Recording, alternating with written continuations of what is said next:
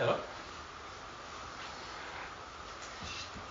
It seems to me that if I don't love myself, then I can't love others properly in a real manner.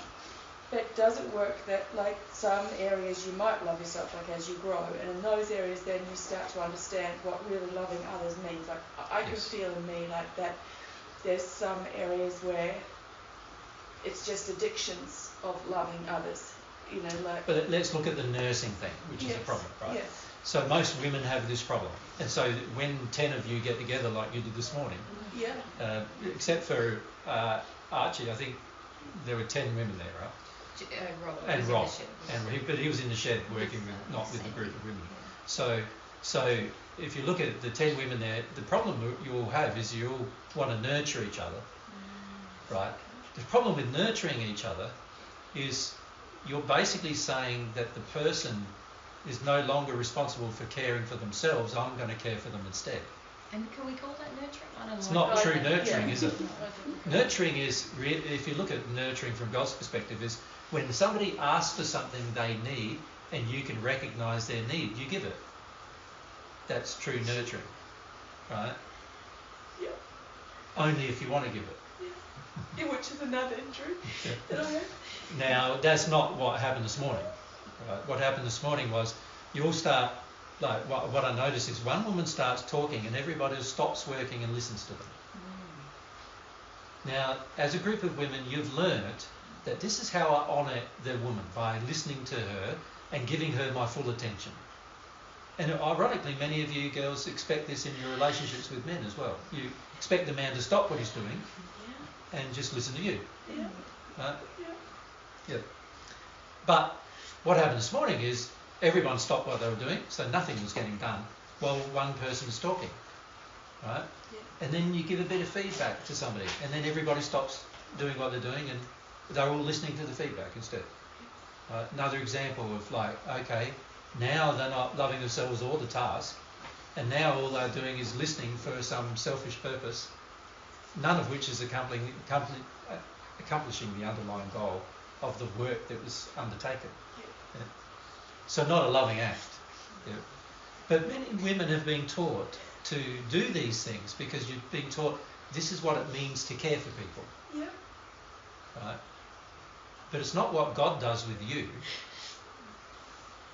Like, do you think when you rant and rave, does God listen to you then? He knows what you're saying, but do you think he goes, oh, I'm really intent in understanding this, and really, I agree, yeah, it's really bad, isn't it? You are seen. Do you think God's, while you're going on about your husbands and how bad he is, do you think God's going, yeah, it's really good, you know? Everyone just like walks away. Once you've had your sleep, let's talk. Yeah. He says once you're responsible for your feelings, for yourself, and you actually then demonstrate a sincere desire to want to know the truth, then I'll give you some help. That's how God is. But that's not what most nurturing women, if we can put that in quotations. So those of you who are listening without seeing, I'm using quotation marks. Nurturing without seeing, without nurturing without loving, really. Like.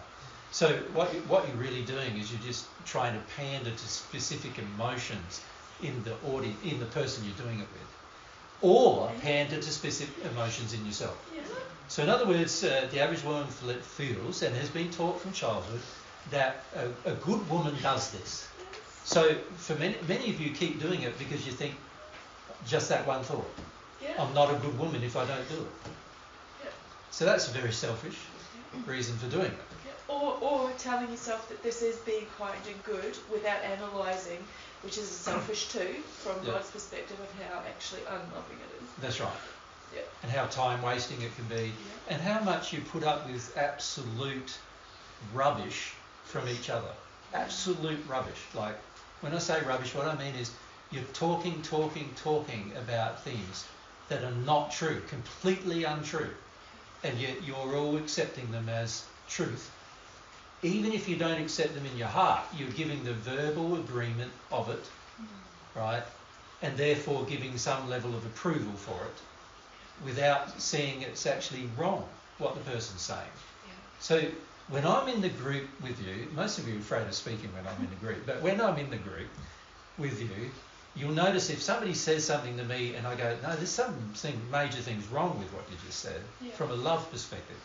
I don't see a lot of that happening in a group of discussions between women. In the group here, I mean. Why is that? Why aren't you seeing that the attitude from God's perspective is wrong, so therefore there's got to be something wrong with the conversation if you're accepting it? Yes. Something has to be done about that. Yes. Yeah. So an example of that is one woman starts talking and everybody stops working. There's something wrong with that. Why can't you continue working and listening? Why can't you do that? Why do you have to stop working and give your undivided attention to the person who's talking? There's something wrong with that if the task at hand is to do the work. Now, if the task at hand was to listen, then sure, do that. But that wasn't the task at hand. The task at hand is to get some work done. And if the task at hand is to get some work done, why are you all stopping the work in order to listen to one person talking? There's got to be an addiction. There's got to be a bunch of different addictions, hasn't there, really? They're in the person talking sometimes, but also in all the persons who are doing that. Every time you're stopping, you basically go, okay, I need to stop what I'm doing in order to listen. Or why do you need to stop? Like, when Corny and I are working together and we're chatting about all sorts of things, we don't stop. No, we could be working away and we'll be talking about our emotions. We don't stop working. Like, we keep working. But women do. But most of you girls stop working. So why is that? There's got to be some level of addiction in that, right? Causing you to do that. That's not loving to yourself or the group or the task at hand. Right? Why does it take an hour to organise yourselves? For the average part, the reason why it took the group of women this morning an hour to organise themselves is because you were all looking for agreement from somebody else before you did something. There was this huge feeling of like, we need to have consensus before we do anything. Everyone has See, to if it was agree. me and I was told, sort out yourselves, I'd go, here's my bucket, here's my thing, here's my dirty stuff, here's my clean stuff, here's my water I wash it with, I'm going. 5 minutes and it's done. It took an hour before any work started to get done at all, right?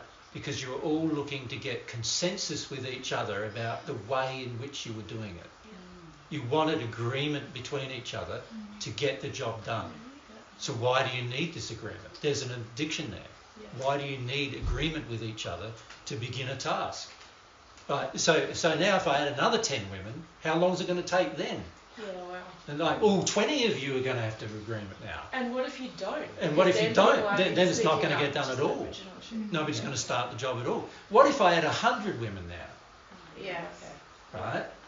Oh my guys, honestly, looking back from the kitchen, just watching it, it was almost a comedy. It was almost like, oh, one started, oh, now everybody's drifted off, or someone's had an idea, now everybody's stopped, and we've got to all decide if this is the right thing to do, and are we getting it wrong, and should we, what do you think, what do you think? Is that, what do you think? I'm having this idea, what do you think? If Mary and I were doing the task together, we would have got the whole job done in 4 hours. Just the two of us. There were 10 people there washing those things. The whole job's not done. And you'd spent nearly 4 hours on it. So that's 40 hours. We started at 7:30, finished at 11:30, that's 4 hours, isn't it? So you spent 40 hours on it, still not done. And this is what I was saying when I came out and said, guys, there doesn't seem to be a feeling to get the job done. So just like, we're just here, we're having a chat, doing our little brushing. Too busy meeting each other's addictions. Now, when the guys come along, you send them home when they do that. Right? So I'm going, no, today you sent home Charlie and Jack. Right? Last week, a few weeks ago, Nikki and Phil. Why didn't all of you get sent home today? That was a good question, Jesus. Because you're all in addiction, the whole lot of you. Right? Why didn't you get sent home? Why didn't you just go, we're all in addiction, we're all going home? Because of other addictions. as well. Like Because you want to everything feel you're else. going to be there for a good reason. Yeah. But you It's even more than that, yeah. There's a lot of completely off reasons. today. Completely off. Yeah. Now, why is it that the men can't get away with it, but when a bunch of you girls are together, you all let yourself get away with it? There's a problem there. Yeah, it's a major. And A also, major problem there. is that level of chatting happening when the guys are there? You know, or is this just we want to have our? This is I dress. This with is our some girl time. A few weeks ago at Roundings, you know, it just feels like, oh, this is our girl time where we all get together and we all reassure each other that we're all on the right track and we've all got the right injuries and we're all going to agree with each other. Yep. And it feels very anti-God's way when it gets like that, anti-God's truth. It's also anti-men, to progression. be honest. That's what it feels like. It feels very exclusive all of a sudden. Yeah. Yeah. Now, I'm not saying that, you know, the guys that go say no and shouldn't have got to say no. What I'm saying is, Why aren't the the girls- why aren't the rest of you guys saying no? Yeah. Because you did the same thing. Yeah. You engaged in addiction Yeah. for the whole morning Yeah. without contemplating anything about it. Yeah. So why has that happened? Does that make sense? Yeah, it Now, does. that happened for a number of reasons regarding love, doesn't it? Yes. Right? So for a start, if any of you were self-loving, you would have noticed yourself entering an addiction with the women there, and you would have stopped yourself from doing it. That's what you would have done. And I could feel that there was a wrong, but I didn't want to do anything about it. Well, no, a lot of the managers were just sitting back and going, well, let's see how it all plays out. Yeah. But that's not love. But that's not either. what you did with the guys. That's right. You didn't let it play out with the guys. It was like half an hour, and they're home. And also, if you let So- something like that play out for a few hours, a lot of time is wasted, and also people don't have the opportunity to just like feel themselves in the moment when you say, hey, not productive, and then they have to go, oh, okay. But there was no voice there saying, we're all in addiction, we've got to stop and sort ourselves out. Not a single voice. Yep. So, Alan, do you want to disagree with that? Not really. I sort of felt there was a general, not everybody, but a general abdication of responsibility. Of course. Exactly. So we That's just- exactly what there was. And that was Yeah. what the whole morning was About. meant to address. It was meant to address That that. this is a theme, this is a culture now, where everyone doesn't want to take responsibility for the most basic of tasks. And like I pointed So- out to Nina, are you offering a solution or just asking everyone all the time what to do, you know? Yeah. Yeah. So if it was me there and Mary or Eloisa had said, this is a task at hand, I would have gotten a whole bucket of things, got my bucket, got my water, got my thing. 5 minutes later, I'd be working. I wouldn't need any of you to tell me what to do. Yeah. Well, I've already been told what to do. They told me I'm not allowed to put marks across the grain of the thread. Okay, so that's the main thing I've got to watch. Yeah. That's it. Other than that, clean the thing. Yeah. That's pretty simple. We know the outcome. I don't need any help. I can set it all up myself. I don't need Mary's agreement of my method because I can experiment with my method by myself and work out what is a good method. Once I've worked out what is a good method, I go, hey, my method's working faster than yours, Yeah. so why don't we both do the method? Well, or if Mary says, oh, my method's faster than yours, yeah, it is. I'll take up your method. Right? And in the end, you might have ended up with everybody on the same method because you found out the fastest one. But the way it was really a terrible indictment on addiction, Yeah. wasn't it? It was. Yeah, is really what it was. And in this case, addiction between women, Yeah. right? Because no men were there aside from Archie. No men were there. Yeah. Ironically, you'd sent them home. The majority of them, except for Robin. Arch. Yeah.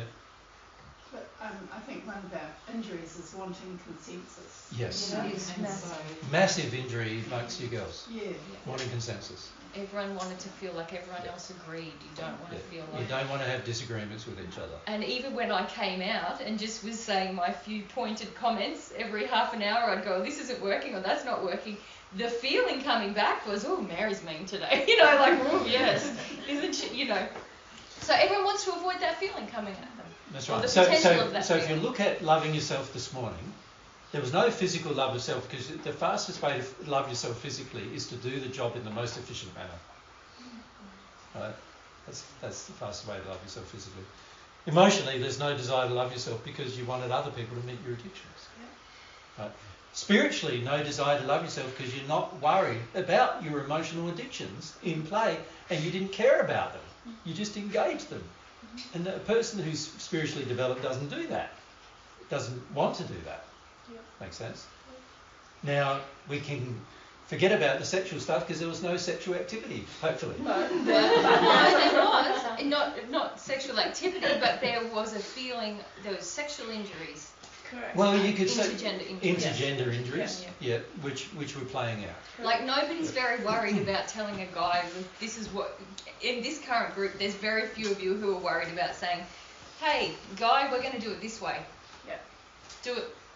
I've seen all of you do that with men, Yeah. but with each other, you don't want to do it. Don't want to do it. Yeah. Major problem. Yeah. Major problem, It right? is. Yeah. So it needs to be addressed. It does. Needs to be addressed. So I was fortunate this morning to make my smoothie at the time I watched all these things happen. I think we were fortunate that you watched it happen. If I had a recording of Jesus' commentary, I was there while he was making his smoothie. Yeah. Soft as. So, if the women are wanting reassurance from each other or to not get consensus, maybe the feeling behind that is, I don't want to be seen as a bossy bitch. Yeah, or I don't want to be seen to be in disagreement, or don't want to have disagreement, or don't want to have confrontation with another woman. Because a lot of you got issues with your mothers, right? So you don't want to have confrontation where you feel in disagreement and disharmony. So a way to experiment with that is to just speak up and then see. You don't need to speak up. You just organise your own space and do your own job. So you don't. What do you mean you don't need to speak up? You don't have to say this is the way I'm doing it. You just need to stop your own addiction. You don't need to stop anybody else's. If they want to keep going with theirs, well, that's up to them. They're responsible for theirs. You're responsible for yours. You understand? I don't need to stop you and your addictions. That's not my job. I just need to stop mine. I'm confused by that because then I Right. feel like you're not working in a group if you're just doing your own thing. Well, the reason why you're not working in a group is because you're all not resolving your own addictions to the point. Basically what you're saying to me is you need to have addictions to work in a group. Yeah, I think that is what Yeah, I'm saying. which is utter crap, isn't it? Yeah. The way you work in a group is you have a common goal with no addictions. So if everyone wants to work in addiction, you can't work with that group. You have to just do your own thing and That's tell right. other people. Come Like on. I don't work with you when you're in your addictions. Yeah. I do work by myself. Yeah, Corny's the same, you'll notice, when he's doing jobs. That's why a lot of times he's doing work alone. Yeah. Because if he was working with somebody else, he would have to engage addiction with you. Well, but part of Connie's thing, is that Connie doesn't like to work in addiction. He likes to be efficient. When he starts to work with you guys, he has to point out your addictions. Not only that, he has his own addictions, which he can feel when he goes, oh, now I'm slower. So, Yeah. but that needs to be addressed. Dealt But with. what I'm saying is that every time you think that being in a team means you have to have an addiction, you're completely wrong. Being in a team only works if none of you have an addiction and you're working towards a common goal. That's when it works. Other than that, you might as well do the job alone. As most of you already know. You already know that sometimes you get together to do a job and it goes slower. Yeah. Why? It should go twice as fast instead of half as fast. Right? A lot of times one person does a job in 2 hours, 2 people take 4 hours. Yeah. Right? They go, 2 people could take 1 hour, not 4 hours. Like, what's going on? It's like when we gave everyone their own Mother of Millions plot. Yeah. How much productivity Yeah. just went up. When we got all of you together doing Mother of Millions, one little area that Mary and I could have tidied up in 2 hours took you the entire morning for 30. Yeah. And we're going, what's going on here? It's addictions, right? Addictions stop you from being able to really focus on a task. So what happens when you're in addiction? You're in your own frenzy. In your own frenzy, all you're thinking about is all your feelings and your emotions, but you're not actually thinking about solving them, you're thinking about meeting them. So you end up engaging a process when you're working in that manner where you're not responsible, you're not loving yourself or other people. And in that environment, the best thing for me to do is just focus on my own job, not talk to anybody.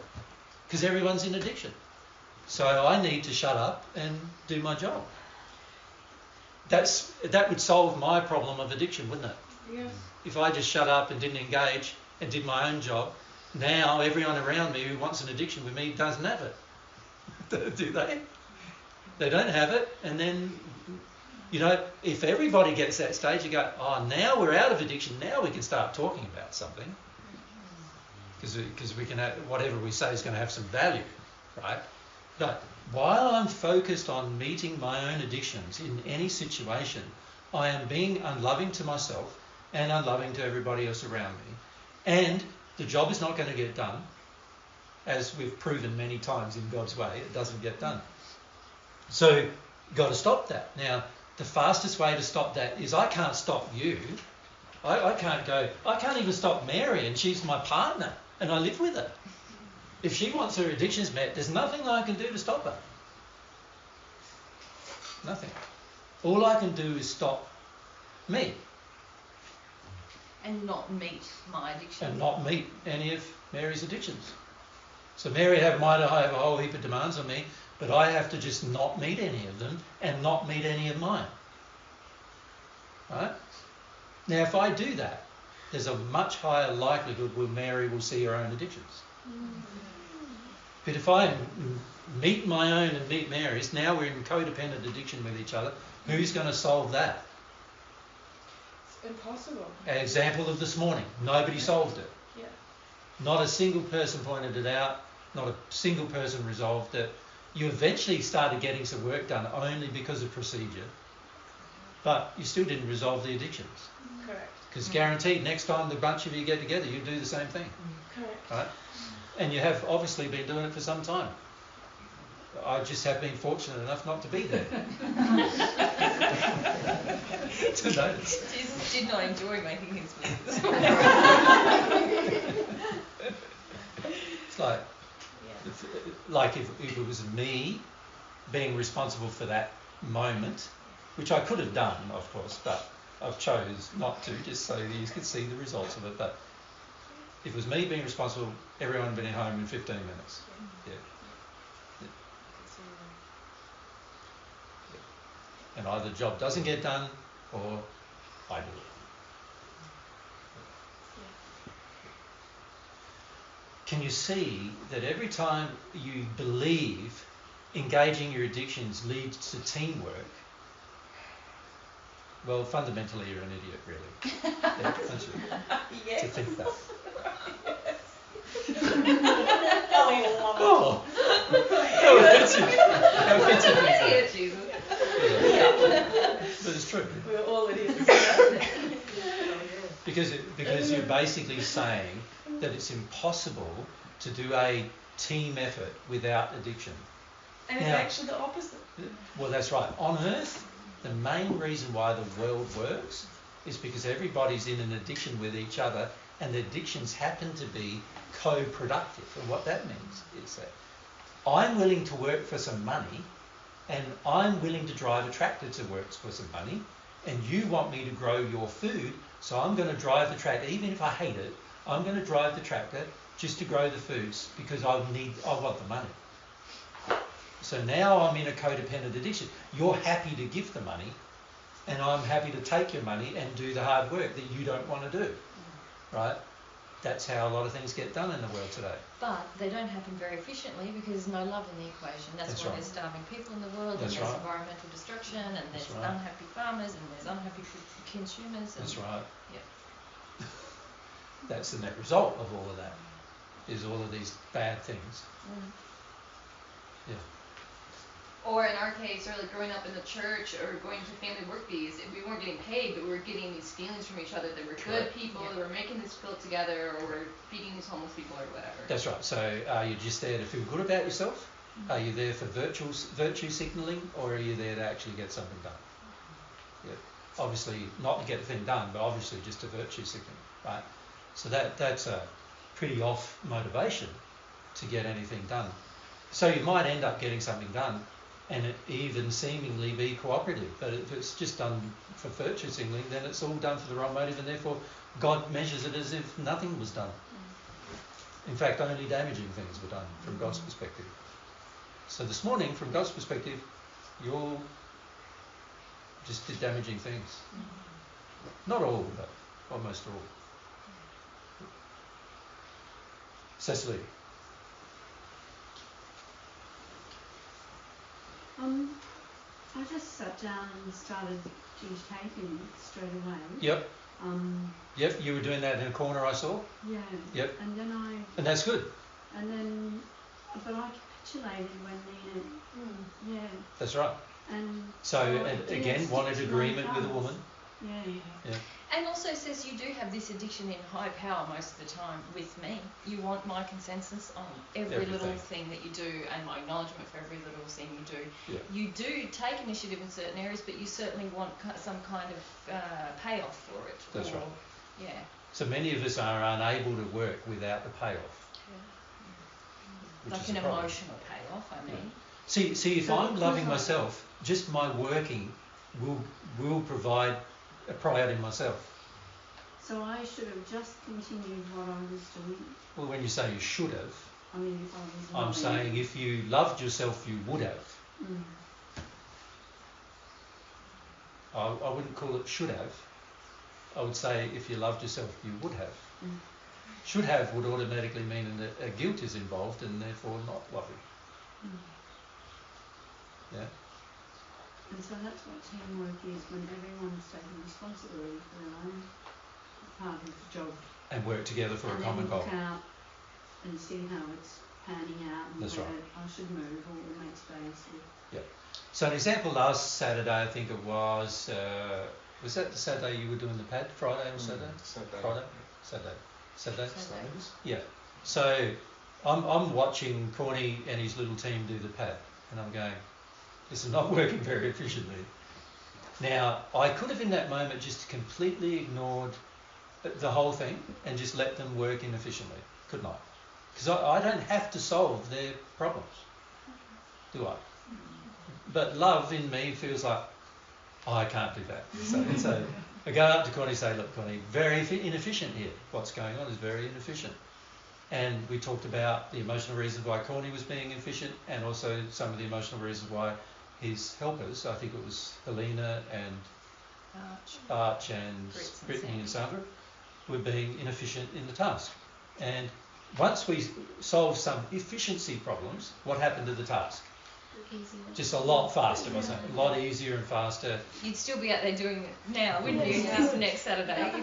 But you've got it done all before the end of the day. Before midday. Yeah. It was all pretty much tidy, right? So that's the net advantage. Now, when that happens, you can all walk away.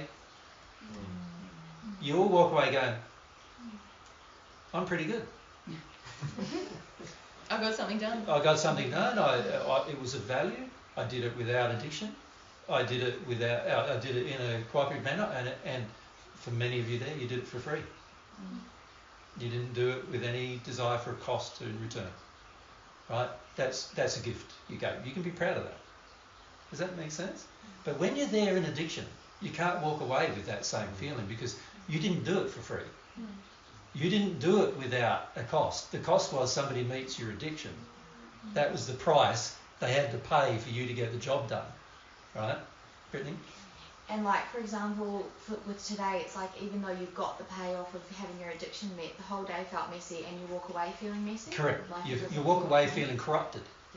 And less energy, really, don't you, than when you and to be lift frank, and you stop. have been corrupted. Like, from a love perspective, there's corruption. So if you compare last Saturday where you were literally lifting rocks to this Saturday where you were lifting little bits of plastic and washing them off, how much energy did you have at the end of last Saturday compared to today? Much more last Saturday. Yeah.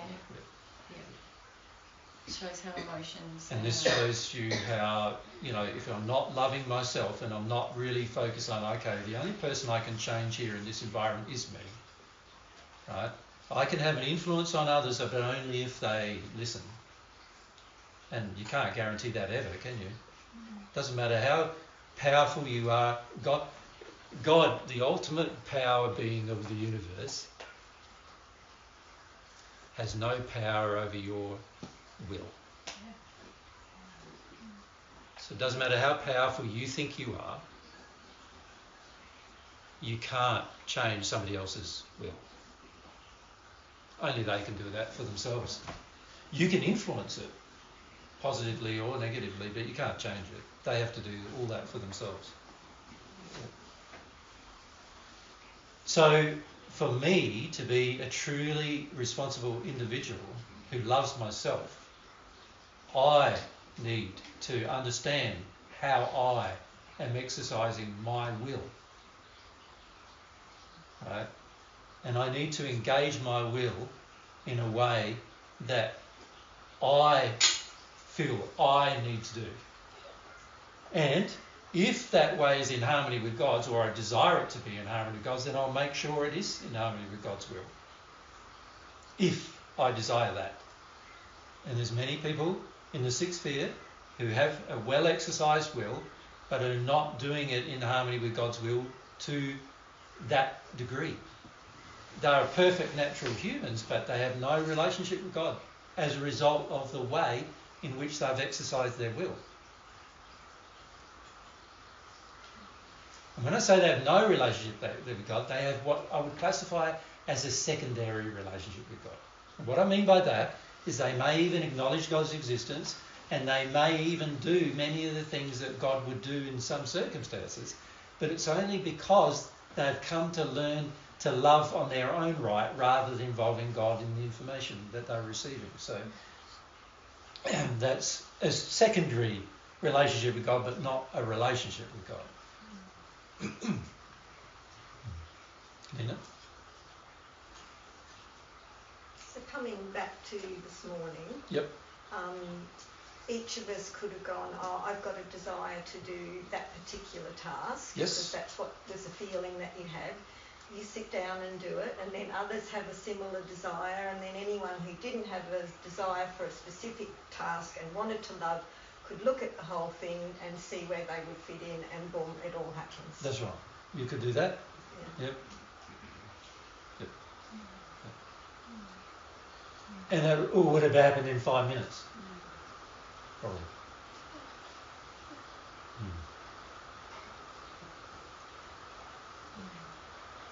Yeah.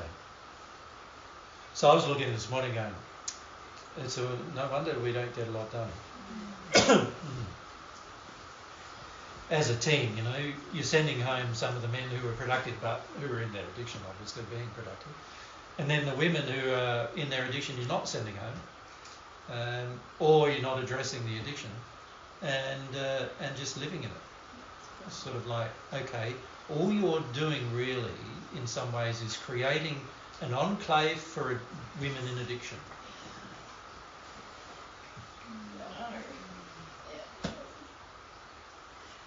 Yeah, I can't agree with that, right? No. Yeah.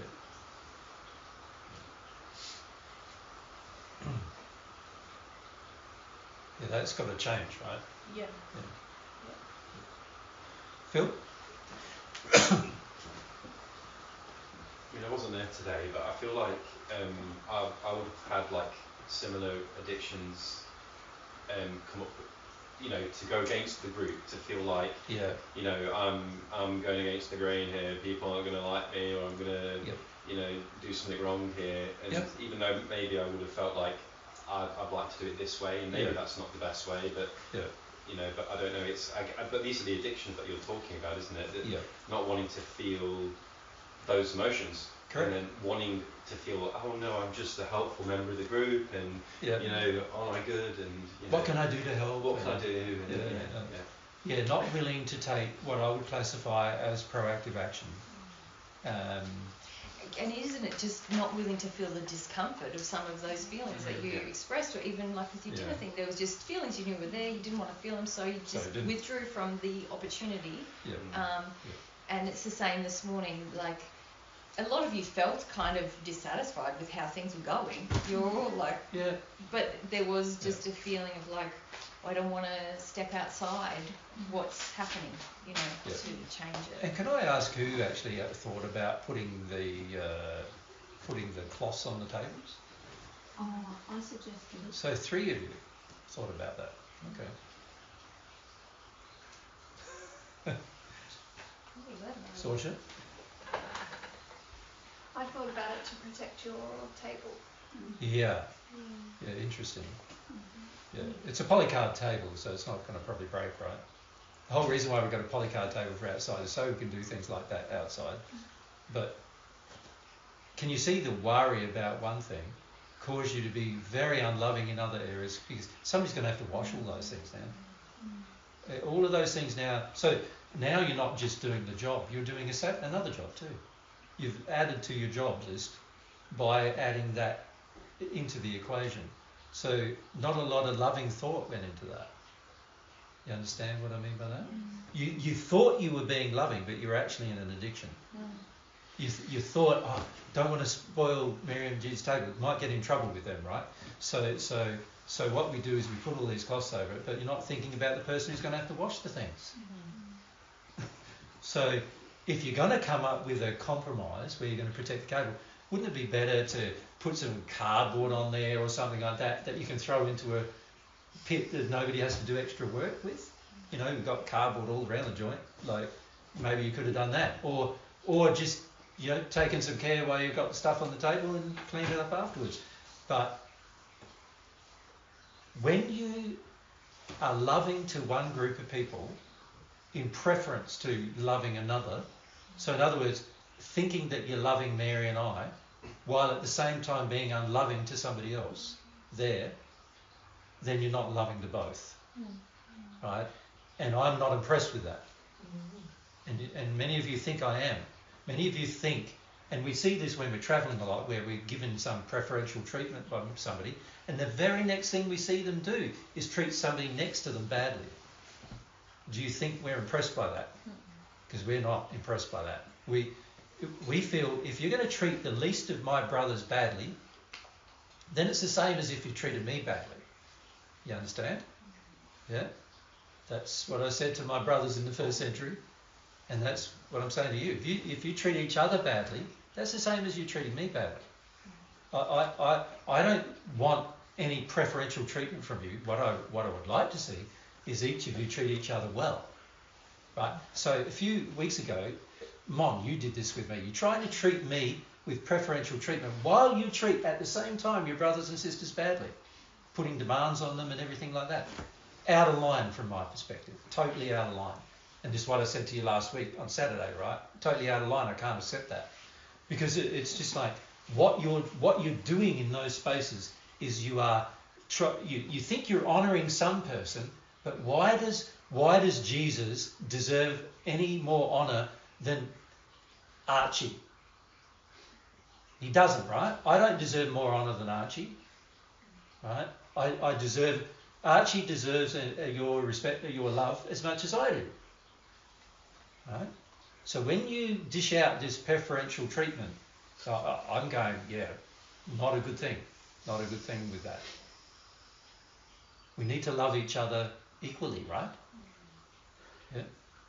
Now, I understand there are some people, because of what they achieve or do, you might have some level of respect or honour for that, what their achievements are, right? But that would not translate into preferential treatment of them. You follow? Yeah. Alan? I always put a sheet on the table, but I always take responsibility for cleaning it afterwards. I know you do, but you're just adding to your workload, which is not loving, is what I'm pointing out. Okay. You're adding to somebody's workload. Even if you're prepared to do it for yourself, you're still adding to your workload. You understand? Yes. A person who loves themselves doesn't add to their own workload or the workload of anyone else. Yeah? You do it, like the same applies if you didn't put a cover over it and you made a huge mess and you had to throw away the table. Well, that'd be terrible too. You know, that's you adding to your workload as well. So you got to think of solutions that don't add to your workload. If you love yourself, that's what you will do. You will think of solutions that don't add to your workload, but that solve the problem. Yep. Many of you don't think enough at all when you're working. You know what I mean? You wait for somebody else to do your thinking for you. It seems to me that underlying all this stuff that's going on. There's the selfishness, which is somehow connected with laziness, because we're not prepared to do the effort, whatever it is, in whatever way. Correct. Yeah. Yeah. What I notice a lot is particularly in the first world again, you know, there's a desire for the maximum amount of result with the least amount of effort. Now that's not the way I approach my life. A lot of what I do requires my maximum effort every day. You understand? Because without a maximum effort, nothing would actually happen. Mary and I have so much opposition spiritually and in the world towards what we're trying to do, that unless we put in a maximum effort, nothing's going to actually happen. You follow? So, but what I notice is the average person in the West thinks the result is put in the least amount of effort, get the most amount of results. You know, even to the point where we go investing and we just put in some money and we do no effort at all other than that, and we expect the result. Dividends. We expect dividends and things back from no effort. That's how extreme it is. We invest with no effort on our own behalf. It's either just making out, or nowadays it's just quick bank transaction. Boom, done. No effort required on my behalf to do anything more than that, and then I get a return of some kind. Right? That is not the way to live your life if you're in harmony with love. Right? If you're in harmony with love, there needs to be some loving investment on your part in what you do. Right? And that applies to everything God's way too. The whole reason why we're doing things in God's way, the goal is to get to the stage where we can regularly share God's truth with others worldwide. And not only do it, not online, because that's all cop-out stuff. Online, as many of you now know, online you hardly learn anything, even though you think you're listening to it all, you hardly learn a thing. Right? You need the face-to-face interactions with people. That requires effort. That requires some gumption on your part, right? To have those interactions and to have that sort of passionate enough desire to lead you down that road to the point where you can handle anybody being upset with you. Doesn't matter to you. You're going to still do what you know is important, what you know is important to achieve. That's the way it's going to have to be here, because, you know, as you know, truth on earth at the moment is not respected. Nobody really wants it very much. You know that, right? You know that. So what are you going to do about that? What do you have a desire for that to change? And if you do, what are you doing about it? And to what extent are you going to make an effort to do something about that? Is it just it's taken me 10 minutes now, or I should have been just able to breeze through that and everybody be happy with me? Or is it, no, it wasn't a breeze, it was a hard slog and nobody's happy with you? Are you happy? Can you handle that? Because if you can't handle that, then I'd say there's not much going to happen with regard to truth on the earth. Yeah? Helena? When you're talking about investing and stuff, is that what you mean by when you're talking earlier about easy street? Yeah. Or like white collar type? Most of us want everything to be relatively easy, and most of us want it to be so easy that we don't even have to think about it. An example of that is your flipping mobile phones. The people programming them now, they get your phone to tell you when you go and do things now. Like, it's just, the whole world is going towards this thing of you don't even have to decide anymore what you're going to do with the course of your day. Your devices do the decisions for you. You know, it's going to get the way that AI makes all those decisions for you, if you're not careful. And you just become automatons of the AI, if you're not careful. That's where it's headed, right?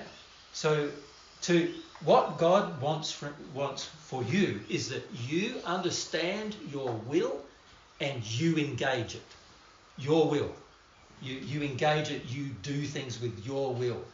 You don't wait for approval, for acceptance. all you do is you measure, is this loving or unloving? And if it's loving, you want to do it. And if it's unloving, you don't want to do it. That's what you want to end up with, right? That's the result we want to end up with. So to do that, you're going to have to understand the exercise of your will. And this morning demonstrates that very few of you understand the exercise of your will. Yep. Phil. I was just wanting to clarify about efficiency. Yep. Because I'm trying to gauge, because that almost does feel like getting the most amount of production out of the amount of effort you put in, right? Or have I misunderstood that? Because efficiency is different than expedience, or the desire in your heart for expedience. Right. Like God desires to do everything efficiently, right? But He doesn't desire for Himself. He doesn't avoid His feelings to do it. He doesn't avoid other people's feelings to do it. He doesn't avoid the reality of things to do it. He doesn't enter addictions to do it, right? What He does is He says, right, what's the most efficient way of doing something? That's what we're going to do. And you do it. Regardless of what? Regardless of what anybody thinks, regardless of what anybody feels, regardless of, He wants you to have your own feelings, He wants you to have your own thoughts, but in a way, it's regardless of it, what is efficient is the best way. So do it. But see, at the moment, most of us are not efficient.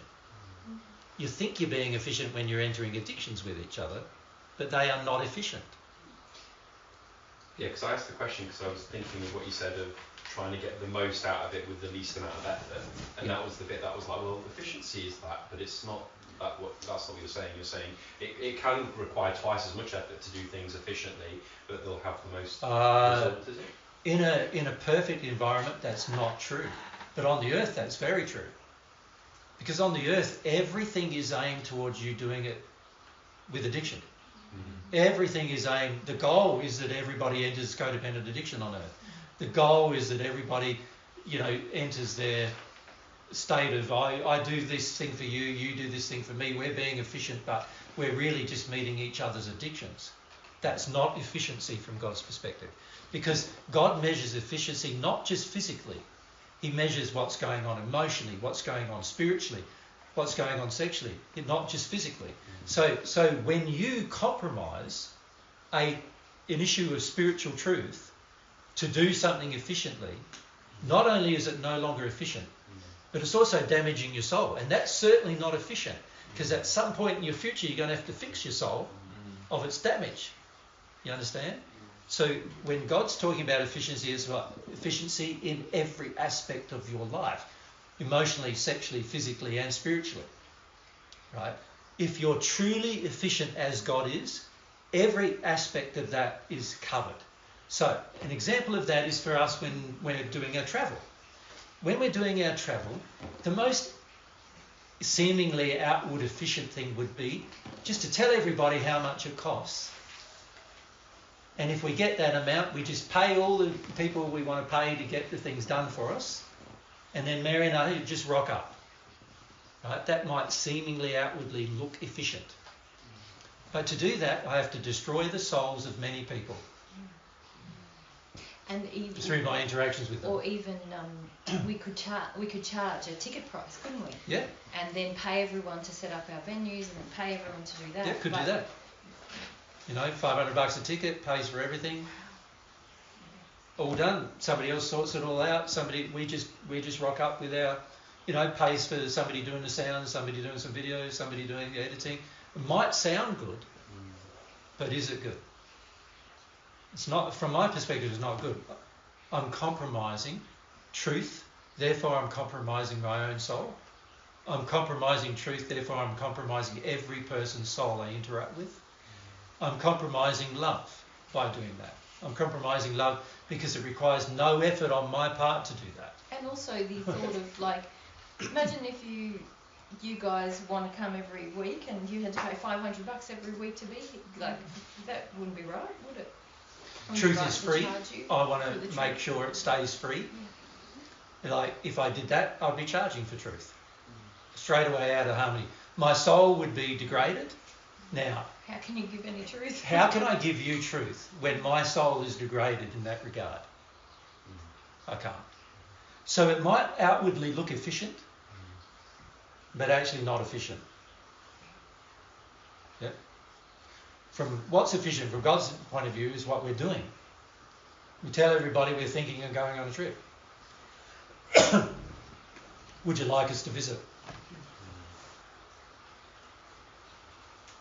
It's quite different, isn't it? Yeah. It's quite different, isn't it? Yeah. Yep. Now, outwardly that doesn't look efficient, but it is the most efficient from God's perspective. Because it's real. It's real. It's based on the desires of people, their actual desires. They have to. Everything has to happen based on that desire. It's not going to happen through force. It's not. I'm not manipulating anybody. I'm not manipulating their feelings in any way. Right? And when people develop their own loving desire for truth, then it will become incredibly efficient, because there'll be venues. People will want to build a venue, and they'll want to maintain that venue, and they'll just invite us to come, and it'll be easy to come, and it'll be easy for other people to come to that venue. People will want to learn how to do the audio, and take that off Jesus' hands when we're at an event. And what happens in the spirit world when I go? Because they'll be developed in love, they'll be trustworthy, they won't be looking for addictions, they won't be taking, they'll be giving. So then imagine how efficient that will be. It'd be outwardly quite obviously efficient then when it's in play like that. Yeah. And also inwardly but efficient. But it'll be real too. Like spirit, if and you there like. won't be anybody's soul being harmed by spiritually efficient. Spiritually efficient. I was looking at it without the spiritual element to of it, course, really. And that's, now that you guys have outlined that, it makes it really obvious, I think. Yeah. Many people email me with lots of criticisms about how I'm doing things. In the course of a week, I've probably received 10 to 20 emails about that. And most people have no understanding, who email me those, have no understanding of God's view of what is loving and truthful and therefore efficient. Most people believe, if I just did it this way, or I just did it that way, or I just did it this way, it'll all work out better. Why aren't you doing more presentations on the internet, for example? It's efficient. You can meet thousands of people that way. And I'm looking at it at the last 15 years and at the last 20 years and going, even face to face, the majority of people don't understand God's truth. How are they ever going to understand it if I'm not in front of people at some point? It's going to be next to impossible. Because people just take and select what they want. That's their nature. When they're in sin, that's their nature. They don't listen to anything that's hard to listen to. Today's conversation even is a bit hard, right, to listen to. The majority of you go a bit silent at times and you go, yeah, that's what I do, isn't it terrible, that kind of feeling, right? So the majority of us, when we're watching something on the telly, we don't want to feel any of that. So we just skip all that. We basically in our brain fast forward everything we don't want to hear. Right? And we do that with our whole lives, actually. Most of you, if your wife's saying to you, I'm unhappy with something you're doing, the average guy is not hearing that.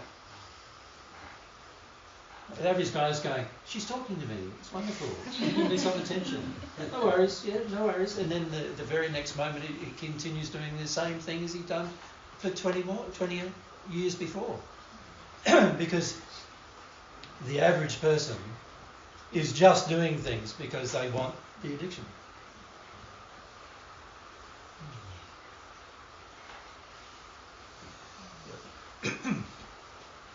For something to become truly efficient on earth, there needs to be efficiency with regard to what happens to the soul, what happens to them emotionally, and what happens to them sexually and physically as well. In all aspects of their life, there needs to be no damage. So what I see with a lot of so-called spiritual teachers, they project all this sexual energy to people, making them feel good while they're teaching. That's very inefficient. Everybody there listens and they all think it's wonderful, right? But it's so inefficient because the teacher's soul is being damaged by that, as well as all the people who are deciding to receive it. They are all being damaged by that. And at some point, that soul damage that's being incurred is going to have to be paid for. in the future. Right? That's very inefficient. It's better to have nobody listening or one person listening to me, but no sexual addiction. Does that make sense? It might look externally like, oh, nobody listens to him. And it would actually be true that nobody is. But it's better to have nobody listening than everybody listening in an addiction. Because if everyone's listening in an addiction, everybody's getting damaged. And those damages are going to have to be paid for. The law demands the damages are paid for, right, in the future.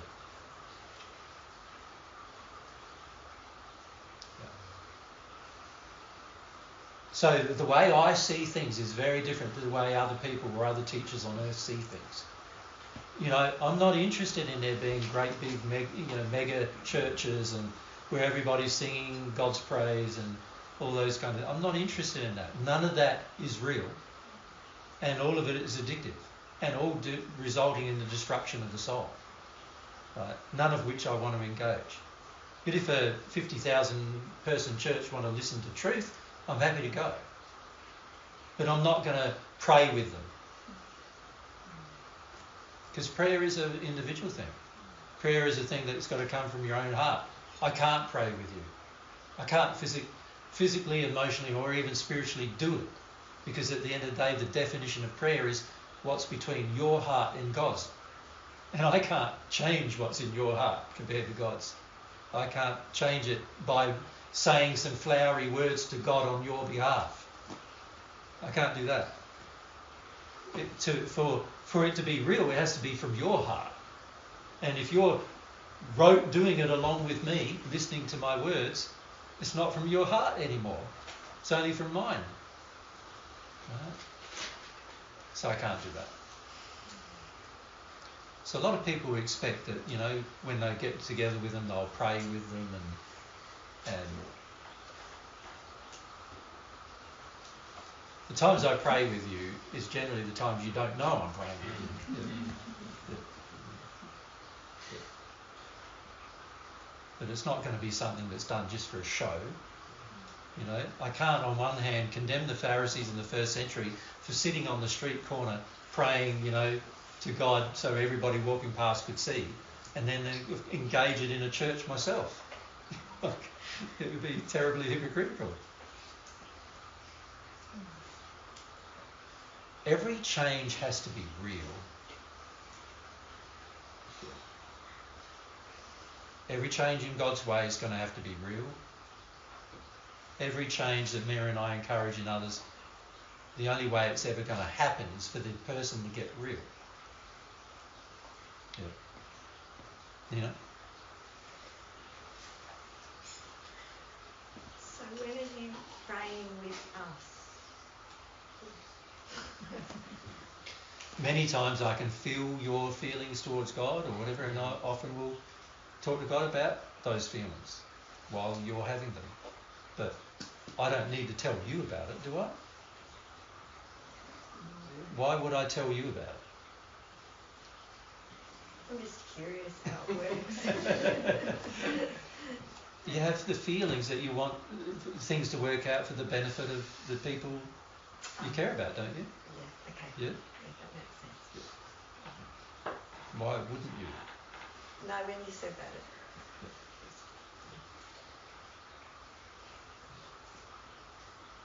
But there's no need to share that.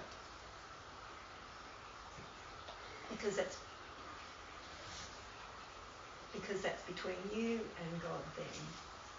And also it's about my love for you. If you can feel my love for you, you would be able to feel it. If you can't, you can't. Me telling you about it is not going to make you feel it, is it? No. Even if I have love for you, me telling you about it is not going to make you feel it. How do I demonstrate love to Mary? It's not going, I love you, Mary. I love you, Mary, every 5 minutes, right? Is it? No. My actions and my feelings will demonstrate to Mary that I love her. Won't they?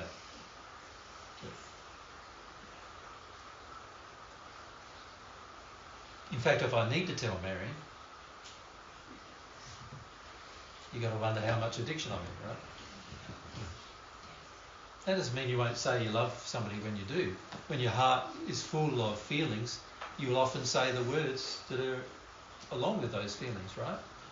But you won't feel the need to do it regularly for a show. It's like, you know, the man who on Valentine's Day buys his wife a gift. And then on a birthday he buys her another gift.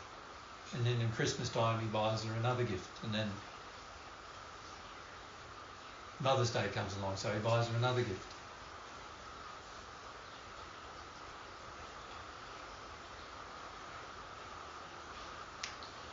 I would question whether that man's really sincere.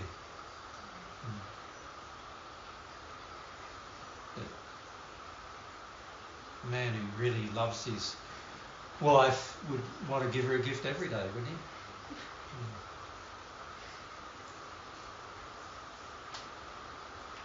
And it doesn't have to be physical either, does it? Paul?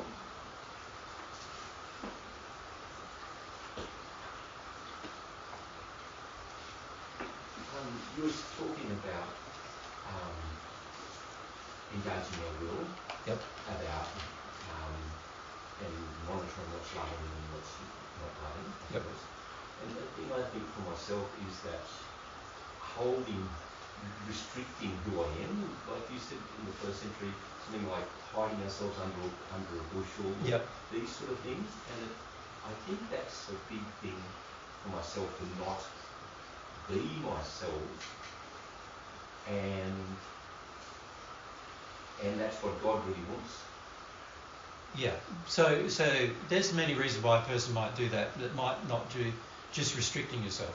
A lot of it is about how you want to look to others. You understand? Yeah. Yeah. So that's not about restricting yourself just because you're shy about yourself. That's about your fear of how others perceive you.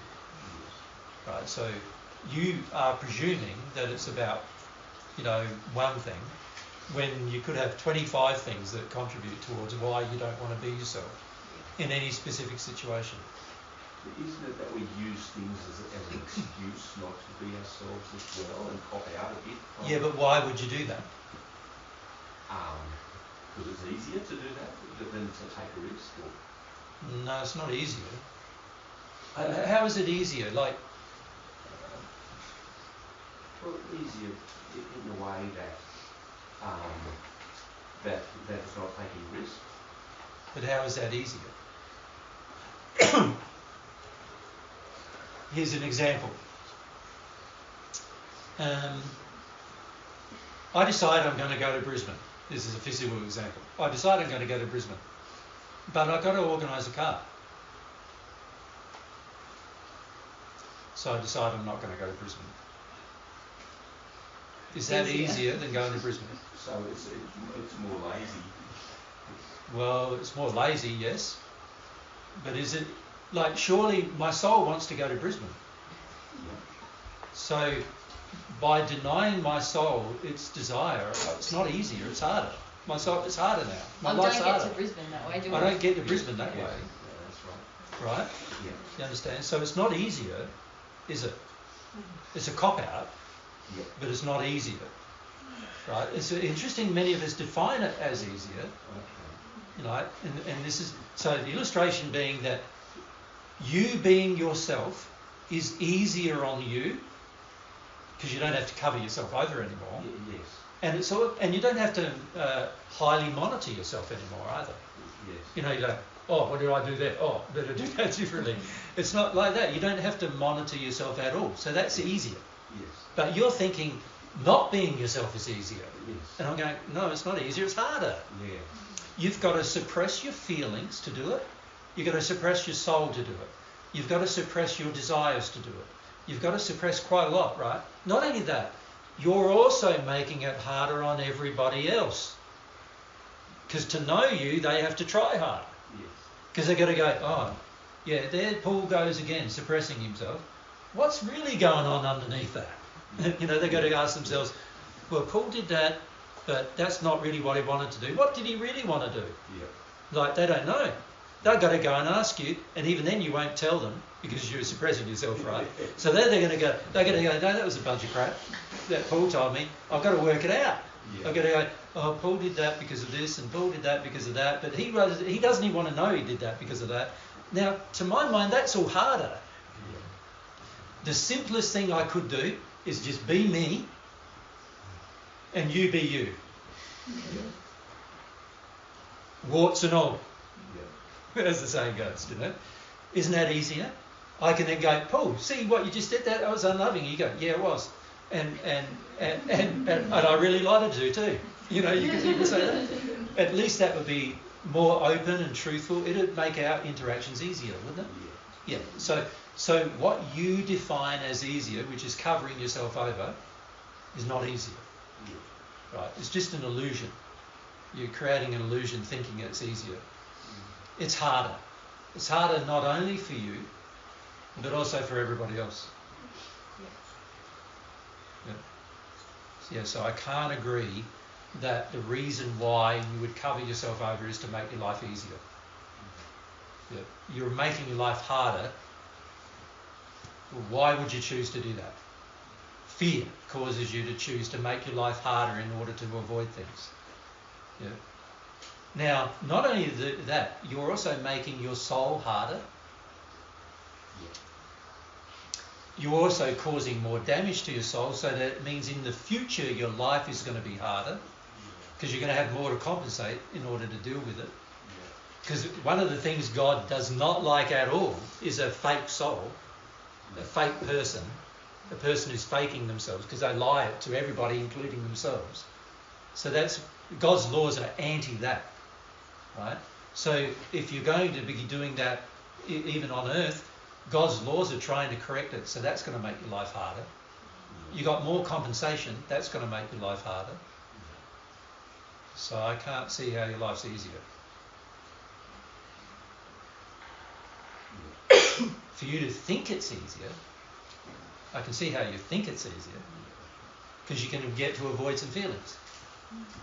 But avoiding feelings isn't making your life easier. It's actually making your life harder. Every feeling you choose to avoid now will be stored, and you're going to have to feel it some other time.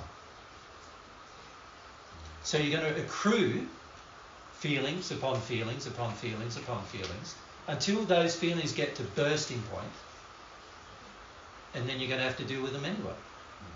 And it's going to be harder for you to deal with them at that point when they're at bursting point than it is for you to deal with them right now.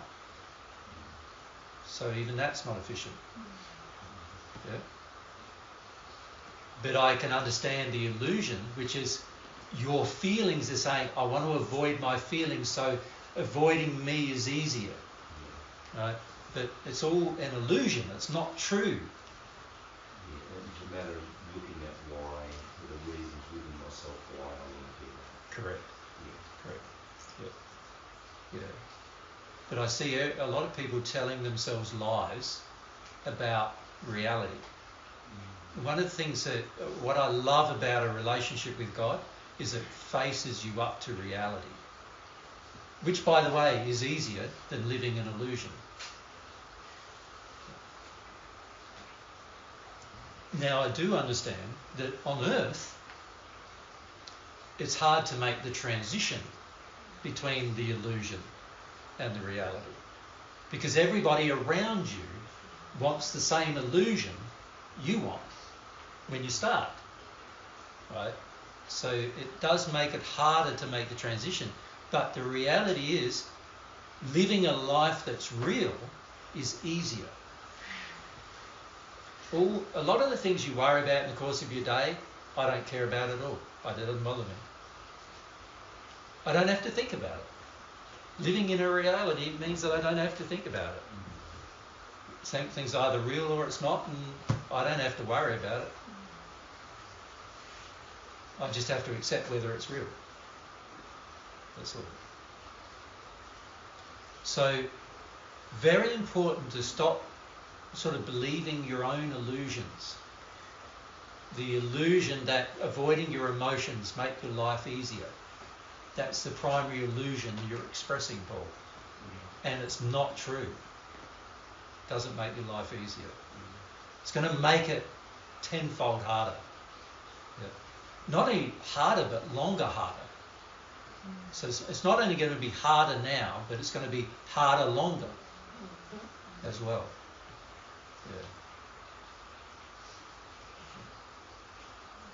The shortest way to happiness is obviously going to be the best for you. And developing an illusion about yourself is the longest way to happiness. Because you're going to have to get rid of the illusions in order to eventually sort things out, right? Yeah. Yeah. It's very important to stop telling yourself lies about avoiding emotion. And the biggest lie on earth that you're told is avoiding emotion makes my life more comfortable. It is definitely not true. Right? Definitely not true.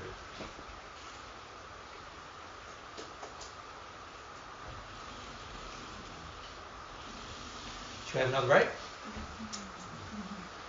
What's the time? Yeah, we have to finish soon. You're good. Yeah, so a lot of that discussion was in answer to your question, Nikki, about how it would look like spiritually versus emotionally versus sexually versus physically, in terms of if you were being loving of yourself. You know? A lot of us don't believe that giving up our addictions is loving for ourselves. But it is actually the most efficient way to deal with your soul's distress, actually. Because if you think about your addictions are there to avoid your soul's distress. Right? So the more you engage your addictions, the less efficient you become, and the less loving of yourself you become. You know, the most loving thing to do for yourself is to give up your addictions and work through them so they're not there anymore. You'll also find your life becomes more efficient as well as a result. Because most people don't realise how much interactions are wasted time based on addiction. Sort of like, it's one of the things I notice a lot now. Things that I would have done when I was 30, I don't do anymore, and it's made my life more efficient in terms of time. Things I would engage with people because of addiction, just reassuring them all the time, or calming them down all the time, and things like that. A lot of these things I would do, but it would actually make my life there'd be more demands of my time on my life as a result of doing it, and so therefore less pleasurable life as a result. And you don't really realise it when you're in it. It's only when you sort of look back on it you can go, wow, I just wasted so much time there. Yeah. I see it happening a lot in relationships, where people waste years of time in relationships basically by there being a cooperative addiction or a codependent addiction between each other, and they just waste years of their life doing things for each other that they wouldn't have to do if there wasn't an addiction involved. Yeah. So,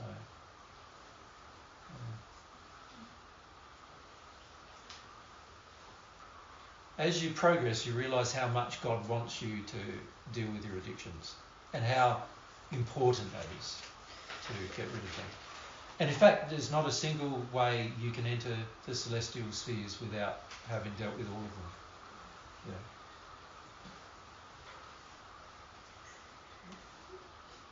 That's what I like about dealing with our celestial friends. There's no addictions in the interaction. If you want to talk and they want to talk, we talk right now. You know what I mean? If they don't want to talk and you want to talk, well, it's too bad. It's not happening. There's no oh, I'm sorry or anything like that. There's no need for that. It's sort of,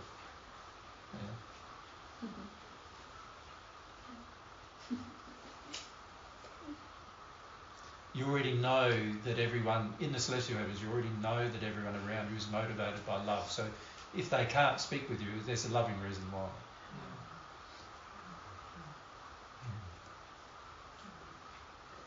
On earth, oftentimes when someone doesn't want to speak to you, you presume the worst, right? You go, or if somebody does want to speak to you, you go, what do they want to speak to me for?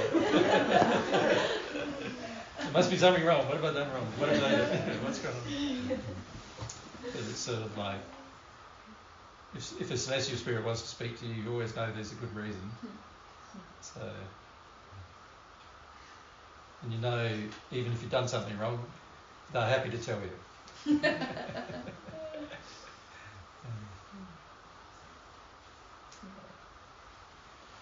Is there any questions you have about this morning? Any more questions? Sandra, you? I've been reflecting a lot about lately about thoroughness. Yep. Because that's kind of part of this whole taking responsibility, not wasting time, efficiency. Yep. And I wonder, like, whether it's like something that grows as you grow in love, or is it something that you decide and you learn as part of, you know, that physical part that you spoke about earlier, where you look after yourself physically, so thoroughness is part of that, or whether it's something that grows as you grow in love? I suppose you could say that as you grow in love, your desire to do things the very best way you can grows. Because you want the very best outcome for every action you take. But you measure the best based on not just what happens physically, but it's what happens emotionally and spiritually as well as physically. The best is defined by what God thinks is best. And so when you're motivated by love, your desire is that everything works out for the best.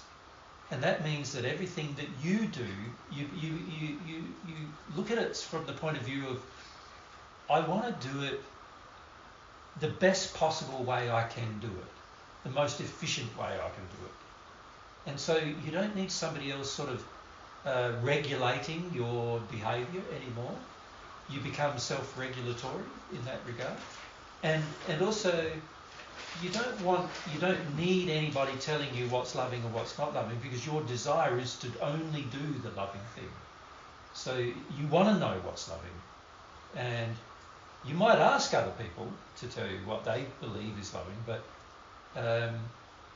you want to know it for yourself. You want to feel it for yourself, not just think it, but feel it, that this is the best thing. And so as you grow in love, you feel strongly about what is the best course of action on anything. So example of that, there are many examples of that I can bring up, but in terms of my own life, it's sort of like I'm always thinking, what's the most loving thing we can do to Mary and I to move forward in our relationship? What's the most loving course of action we can take together? Like, what's the most loving thing we can choose to do when I'm sharing truth with you? I don't need you to tell me. I'm trying. One of the things I want to do is feel where you're at, not where you think you're at, but where you're actually at. And I want to share things with you that might help you in that place. And I want to do it to the best of my ability. I don't need you to tell me whether I'm good or not about it. I want to do it to the best of my ability, where I feel like I've said what I feel could only be said, you know.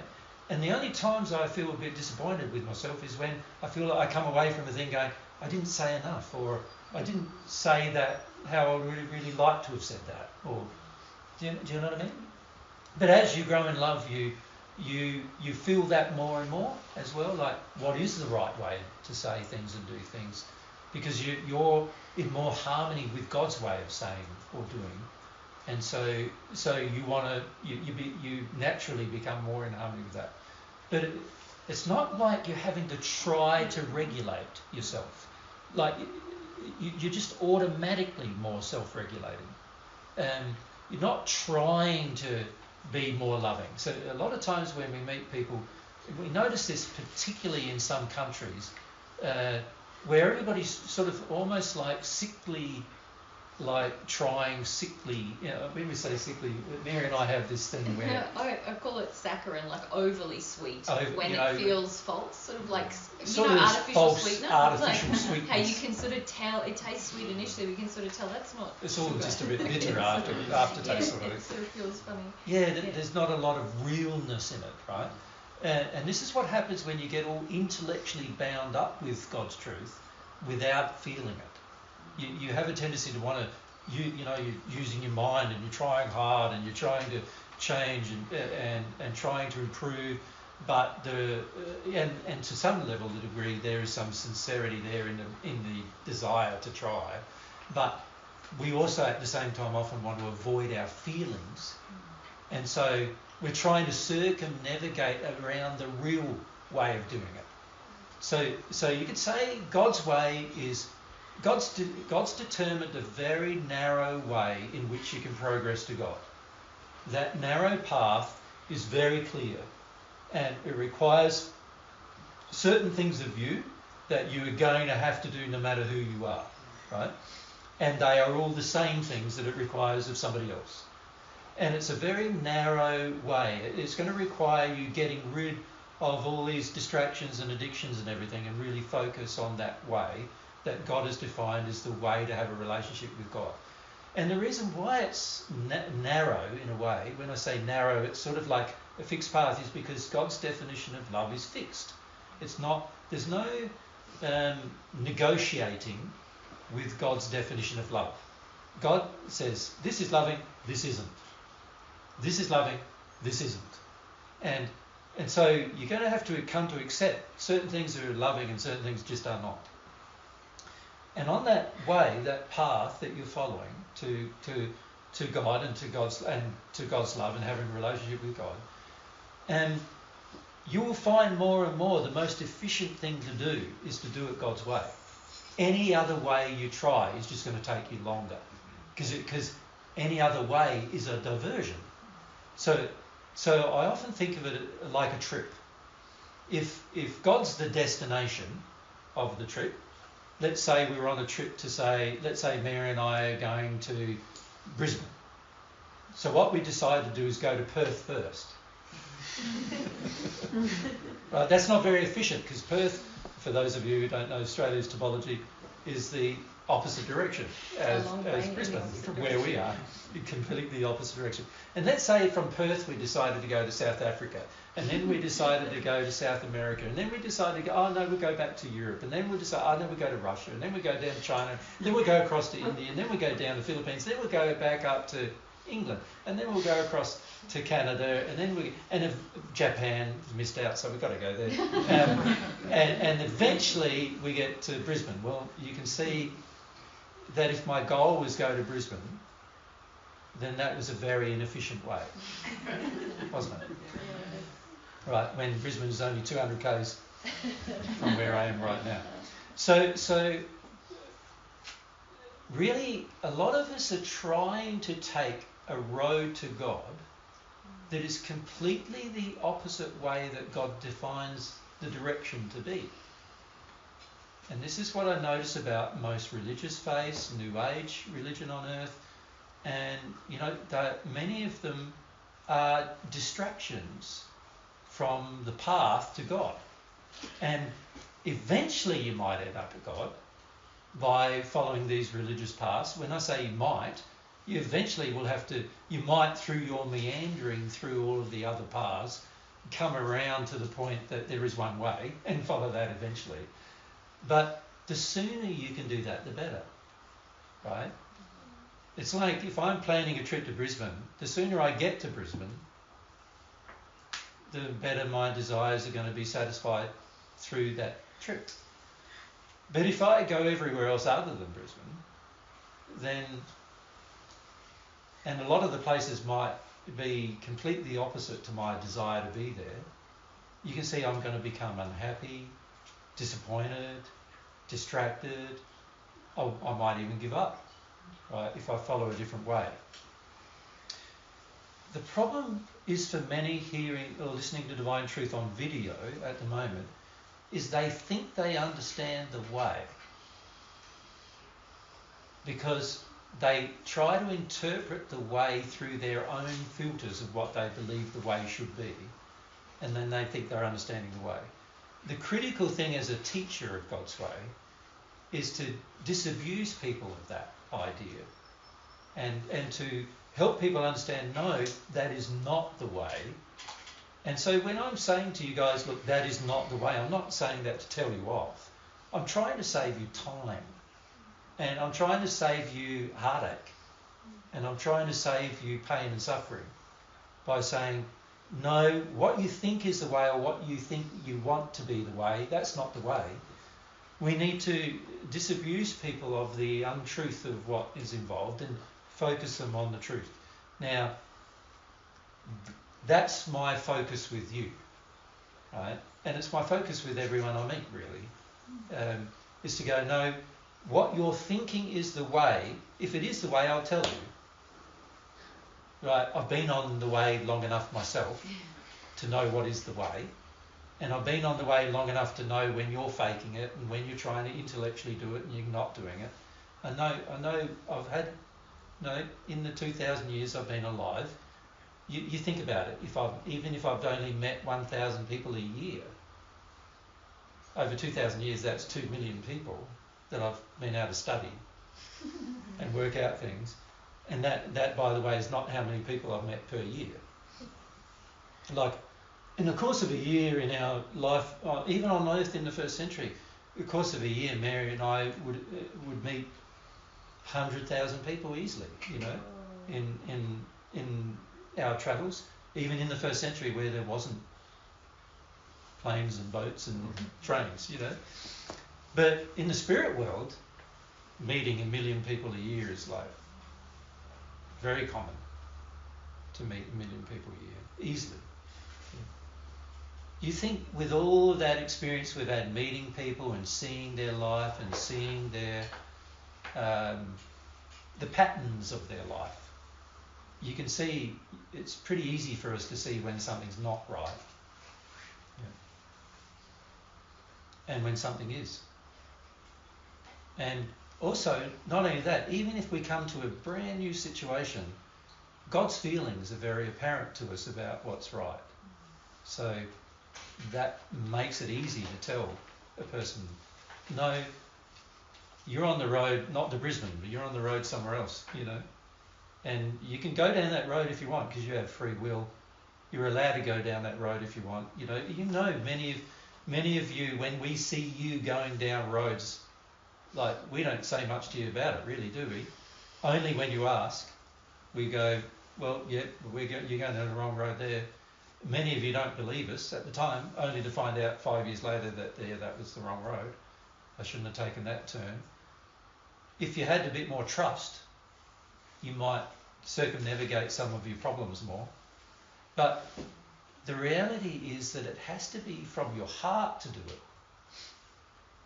It can't be your head being used to do it. Your soul has to be involved.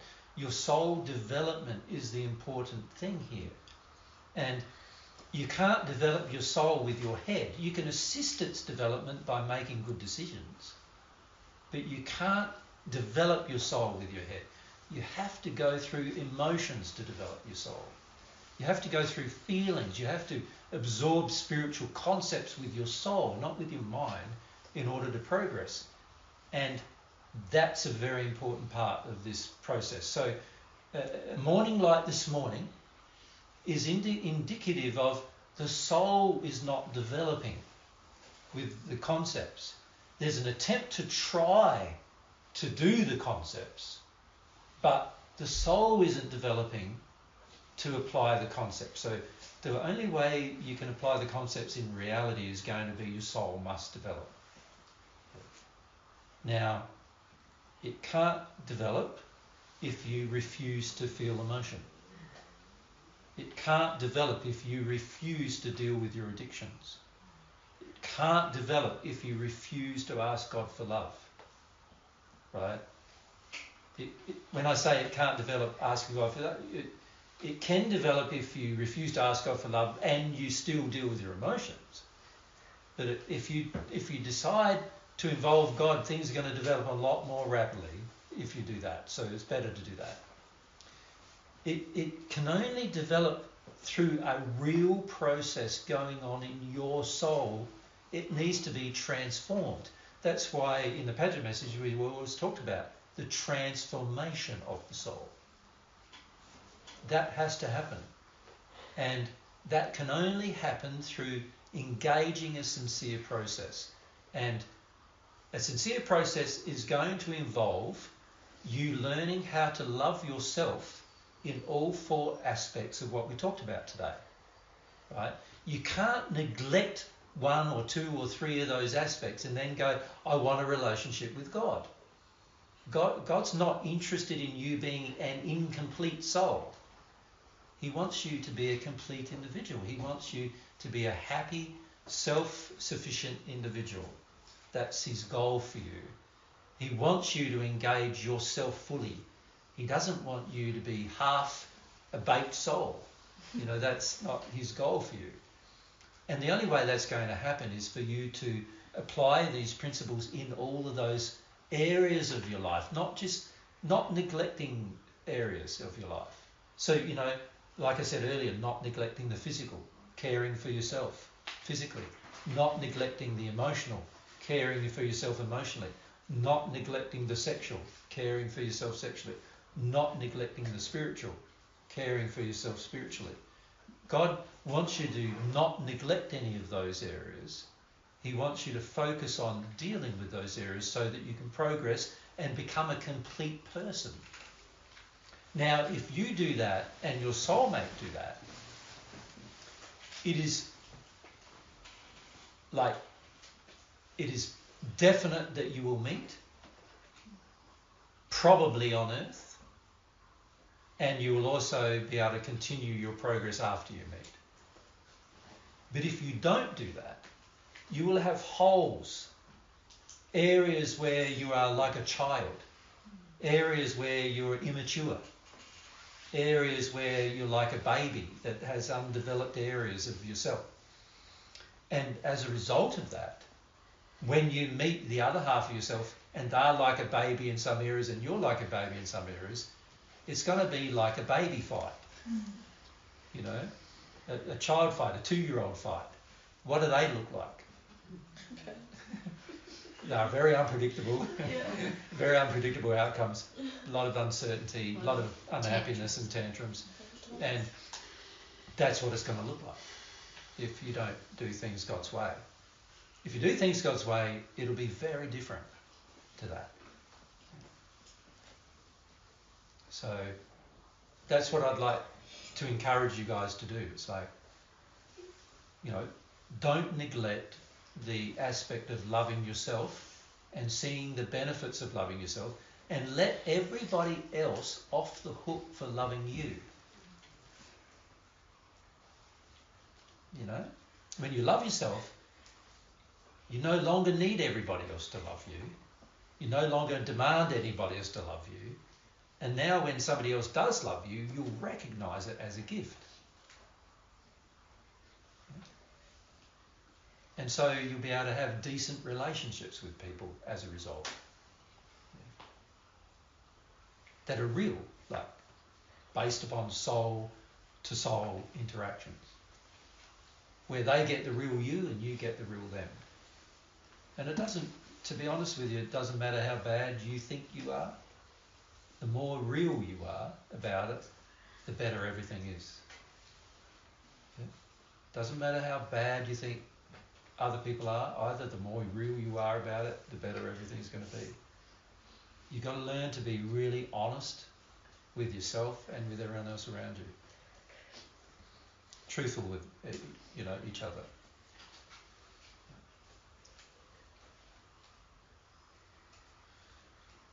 Then you can have some decent relationships. Yeah.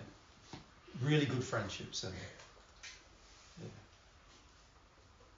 And when you meet your soulmate, you'll be able to have a decent progress in your relationship with your soulmate too.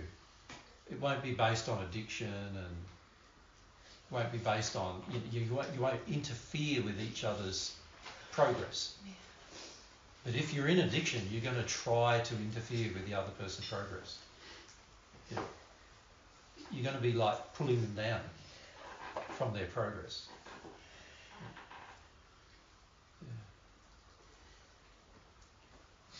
Yeah.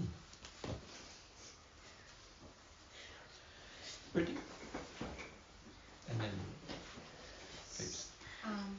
So yeah, just in relation to that mess that happened this morning, Yeah. I can still feel the messiness about it in myself. So I just want to make sure I'm going to be reflecting on the right things. Yeah, sure. To like improve on that. Yeah. So would be that whole bit that you were just saying about the loving yourself. Yes. And taking other people off the hook for that. Yeah.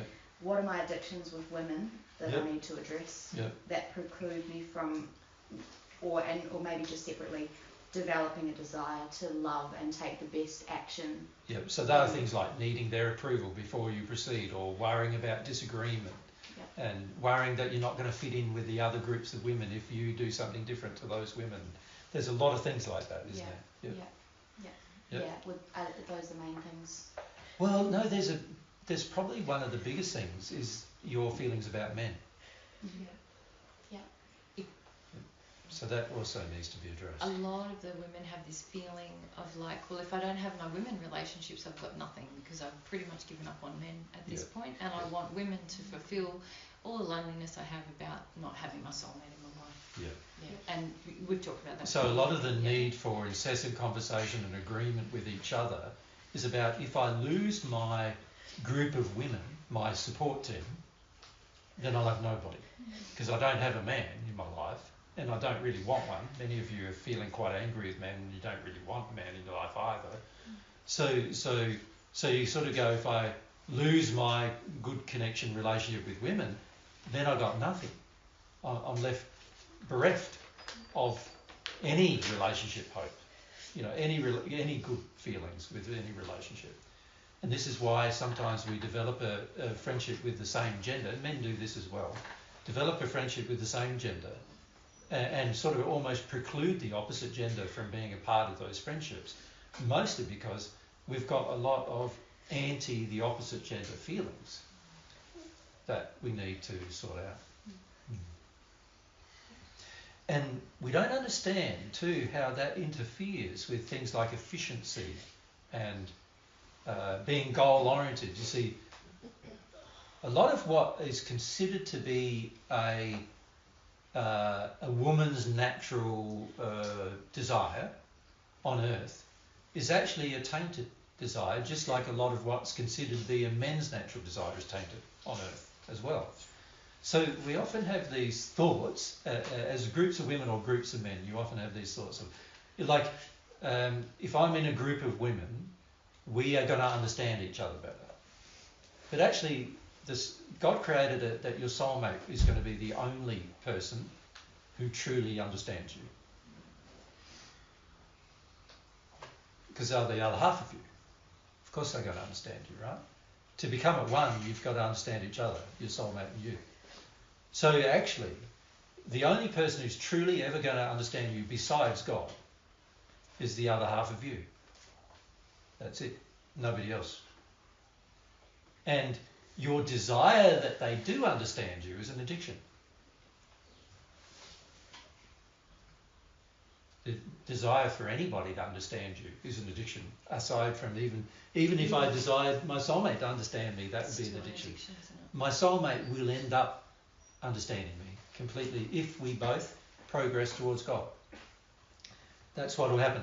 By the way, your soulmate in the sixth sphere doesn't understand you. Because to understand each other, you've got to feel each other to the point of completion, which is the union condition.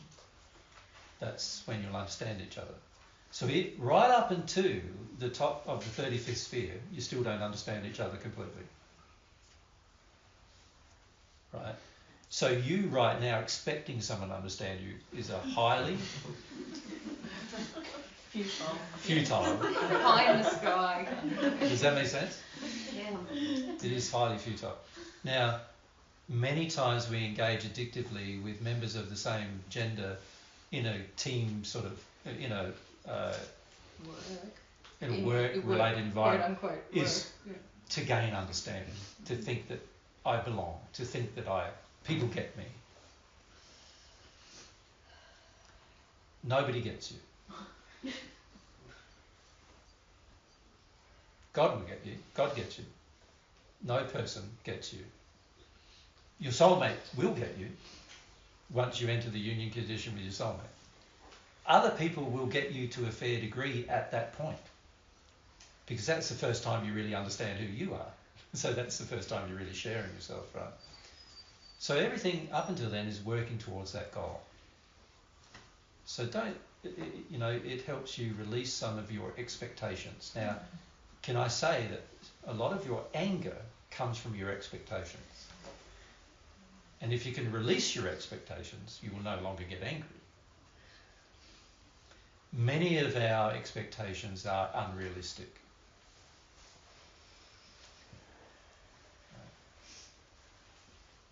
When you sit down and discuss with another person your problems, there will be points of agreement, because you might have similar problems to that person, and there might be similarities in your life and everything. But they're not going to understand you completely, just like you're not going to understand them completely. That's why when Mary and I sit down with you guys, we ask you questions. That's a part of getting to know somebody, isn't it? Like wanting to know them. Remember last week we talked about, and the week before last, we talked about wanting to know somebody. Wanting to know somebody involves a desire to know a person, so I want to know about them. And so part of that is asking questions, but part of it is feeling them. You need to feel them to understand. Yeah. And a lot of times I feel like we want someone to get us or understand us, but it's not us. We want them to get or understand my injuries, what I'm going through, which is not who you are actually. Yeah, that's right. Yeah. So if you think about this morning, the question you asked, Brittany, not only is it to do with these things you mentioned about your addictions with women, but there is this feeling with men that needs to be addressed.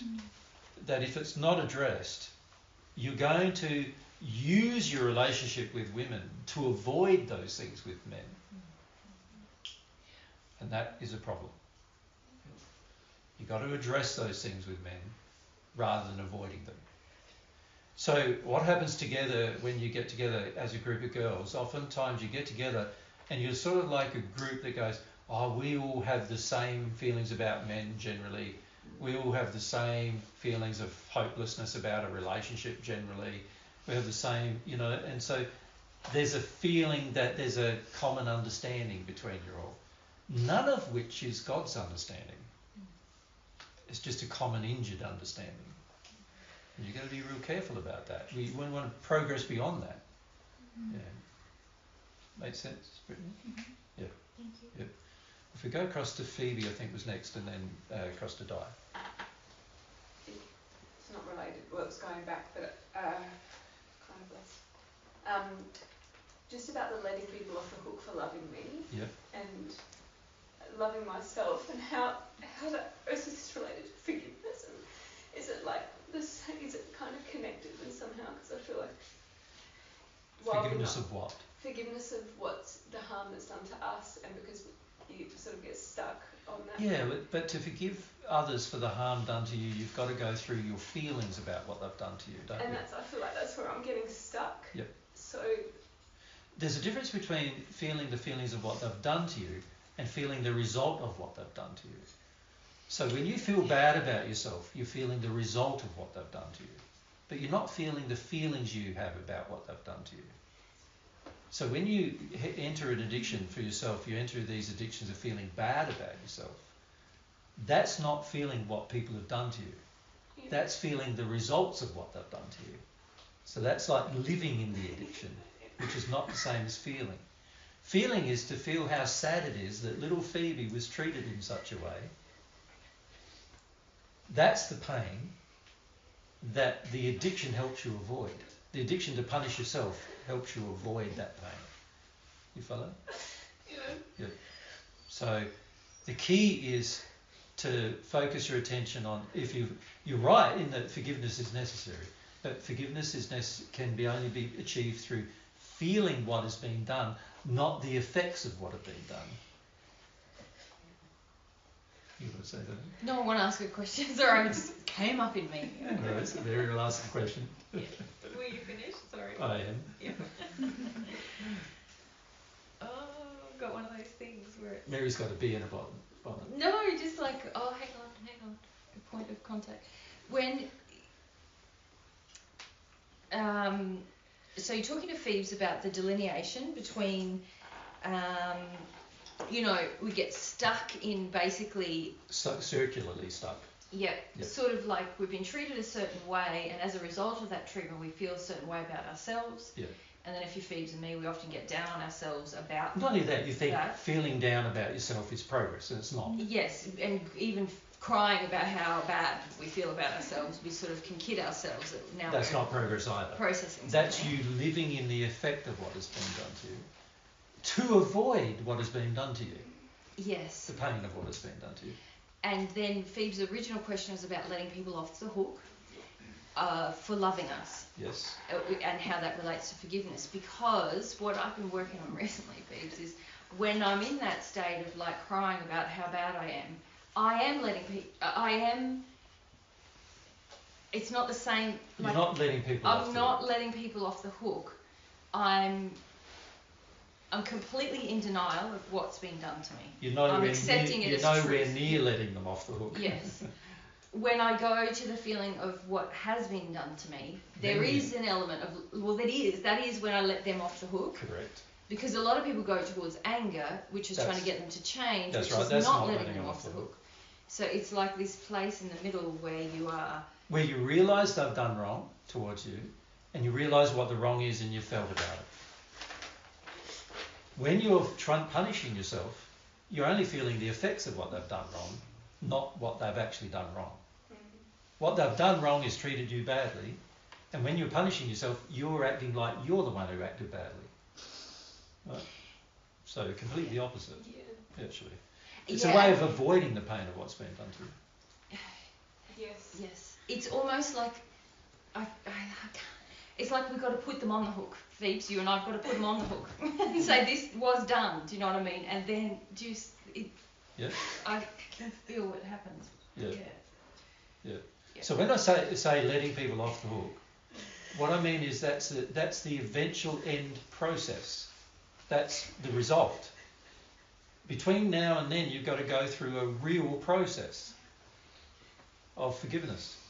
Does that make sense? Now that requires that you go through the emotions of what they did do. You have to pin what they did do to them and say, you did do that. And then you've got to go through how pain you have about that, and then going through the pain you have about that, you let them off the hook for what they did. Most people are trying to force their parents to change. That's right. And that's why Jesus says you've got to let them off the hook for that and just grieve what happened. But then some people, like Phoebe and I, have this injury where we go, oh, well, I just will treat myself. You're also now using the terminology let them off the hook in not the way I've been using it. You've got to let people off the hook for not loving you. Yes, they don't have to love you. Yes. Right? Now, your parents even didn't have to love you. They didn't have to. But how does that feel? You're going to have to go through the feelings. If they didn't love you, how did that feel for you? You've got to still go through the feeling. Right? That's the only way you're going to get to the point where you no longer feel you need their love anymore. And until I do that, I'm not letting other people off the hook. I think that's... Correct. Not only that, because the addiction is still in you, every new parental figure you meet, so someone who's like your dad, you're going to want him to be your dad. So you're creating a role for him. You understand? This is what you and I were like when we first met. You sort of treated me like I'm your dad, right? And you sort of create a role for me, right? Now, as you've received more of God's love, that's lessened over time. But initially, you created the role for me. I had to do things a certain way. It had to be the opposite way your dad did them, of course, because your dad, was abusive and stuff. And so I had to be the opposite. But basically, I had to just meet Phoebe's addiction. So I'm not off the hook for loving you. You understand? In that place, you have a demand towards me that I either have to fulfill, or if I choose to not fulfill it, you feel uncomfortable. So I've got to choose to make you make you uncomfortable, basically, in order to do the right thing. which is sometimes difficult, isn't it? You can feel the discomfort in others, and you want to make a person comfortable, but you can't. Once you're sensitive to God's truth, you can't make them comfortable and sacrifice the truth in the process. Right? You can't do that. So it's a bit tricky initially, because you go, I'd like to make you feel comfortable, but I can't do it, because it's like it's going to make things worse, right? So, the letting of self off the hook, when I was talking about in context, I was talking about in context about love, letting them off the hook for loving you. Now, when you do that, you come face to face with your demands and your emotions much faster. You go, wow, I want that person to feel this way about me. I want them to give me this thing. I want them to listen to me. I want them to, to value what I say. I want them to, to think it's important or whatever. When you let a person off the hook, you start realising all the things you're doing wrong. That's one reason why we don't let people off, because we don't want to see what you do wrong. Right? So when you do that, you start seeing what I need to work my way through. Now, once I know that, I go, there's a problem there. I can see with my mum and dad that they did certain things towards me, and I now can be more truthful about what they did. In the process of being truthful about what they did, I can feel about the truth of what they did. Once I feel about the truth of what they did, I'm letting them off the hook for not loving me, for treating me badly. Not for just not loving me, but for treating me badly. I'm letting them off the hook for that. That's forgiveness, right? So I need to do both processes if I want to progress. Yep. But don't get confused in, I've got to stay in the feeling bad about myself, because that, in that place, firstly, you're not facing the real problem. The real problem isn't you feeling bad about yourself. The real problem is you want to feel bad about yourself rather than face the truth. That's the problem. Yep. And that needs to be addressed. That's not loving yourself. Right? Punishing yourself for somebody else's mistakes. Your parents' mistakes. And then because I'm not loving myself, I'm kind of blocking up that damage. That's right. And then you start going, I don't want to ask God for love, and you start going, I don't deserve God's love, and you start doing all these things, and that's all counterproductive then, right? Yep. Yeah, thank you. Yep. Di. I had a question about when you said a lot of anger comes from expectations. Yes. So can you just stop expecting from people and not have to go through the anger? No, you can't. You've got to realise though, you've got to come face to face with expectations and realise how unloving they are. Yep. So any expectation you place on another, even the expectation that they be loving, is actually an unloving expectation, right, on your part. So you've got to come to terms with the fact of where you're being unloving with other people. Every expectation you have is you being unloving with other people. But expectations have an interesting relationship with anger. Firstly, when you expect something and somebody doesn't do it, how do you feel? Angry, right?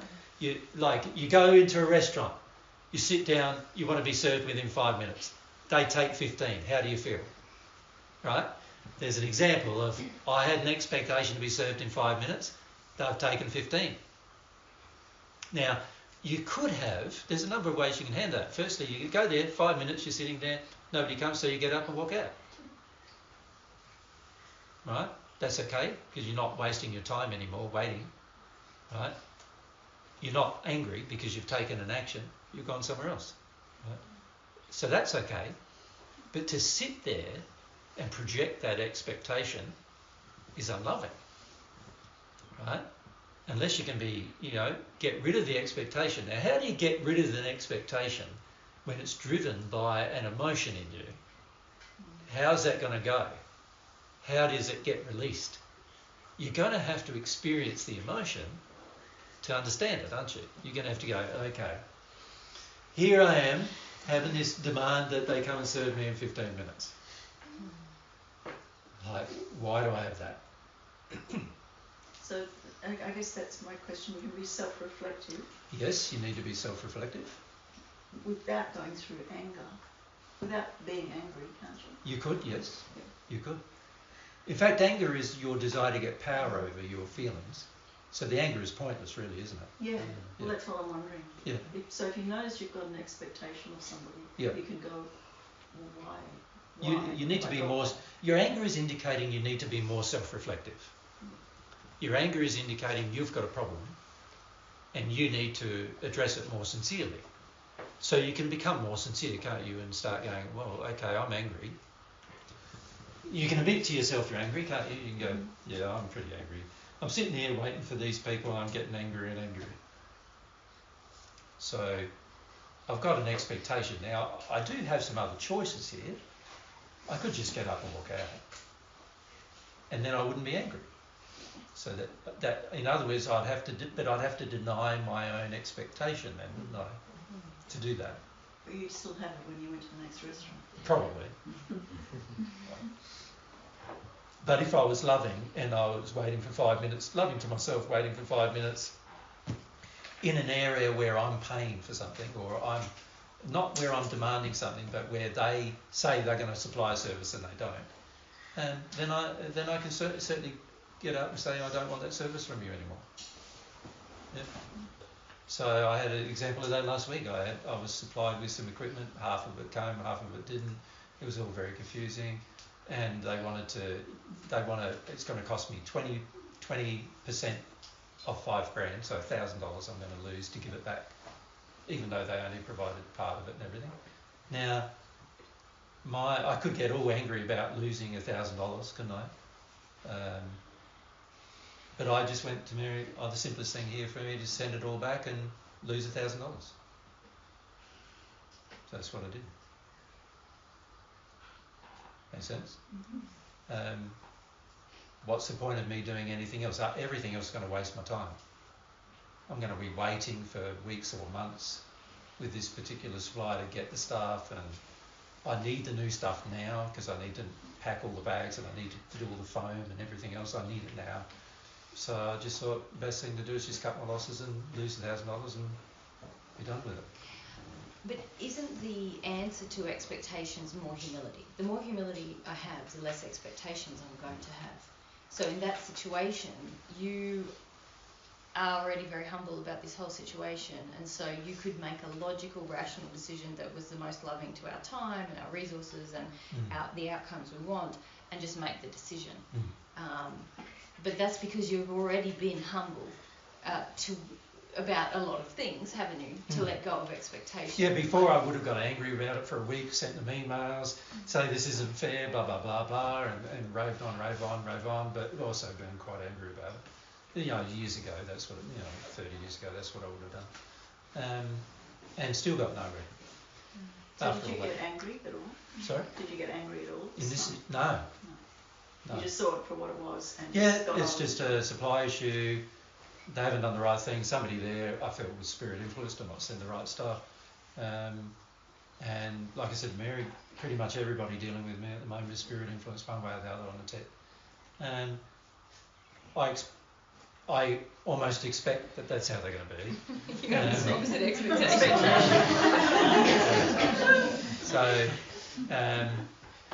So I just sort of feel, well, what's the best for our trip, and what's the best for Mary and I, and what's the best for my sanity. But it's almost like I can feel like when I'm really unhumble, like all my expectations are in full reign of everything because I want to get away from my feelings. Right? Yeah. The more even I can not have fully worked through an expectation, but be more humble. And I am far less demanding about my expectation. I'm more willing to grieve, and that the expectation doesn't sort of have that pull on me, or the angry. The rage is all about control. It's all about power. It's all about gaining power over your own feelings. Yeah, so like Mary says, if you're more humble and self-reflective, then it's like it negates the rage. It sort of negates the rage, but it also is heading you in the right direction towards dealing with the feelings, isn't it? to properly releasing When you're in the expectation. rage, you're in the wrong direction. You know, you can stay in rage for hundreds of years. Thousands, I've seen some people. Yeah, people in the hells. There's been people who were involved in my torture in the spirit in the first century, who are still in the hells today and still in a rage with me. Since 2,000 years later.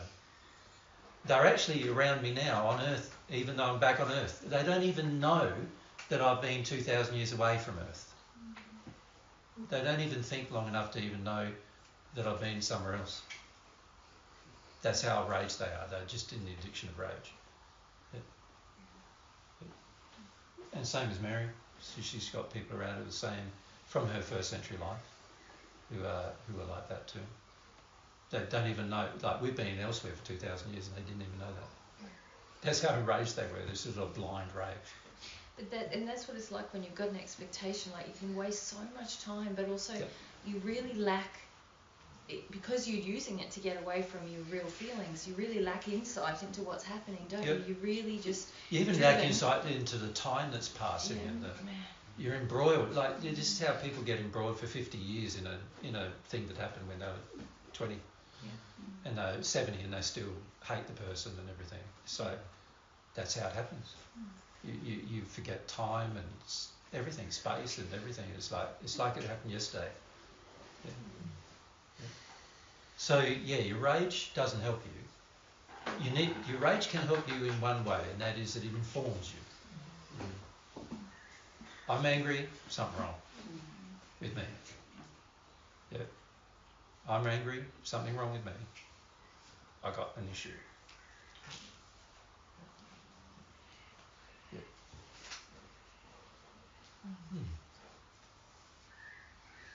G'day. Okay. Well, I don't know whether that was a good discussion for you, but it wasn't for me. It's always good. Yeah. I think discomfort can be a sign of progression. As long as it lessens next week. Yeah. Well, if some of us progressing and others aren't, it's going to get more uncomfortable for the ones that aren't, and that'll be good too, won't it? Yeah. Just got to keep moving forward in the right direction. Yeah. It's very important on our upcoming trip that we help people understand that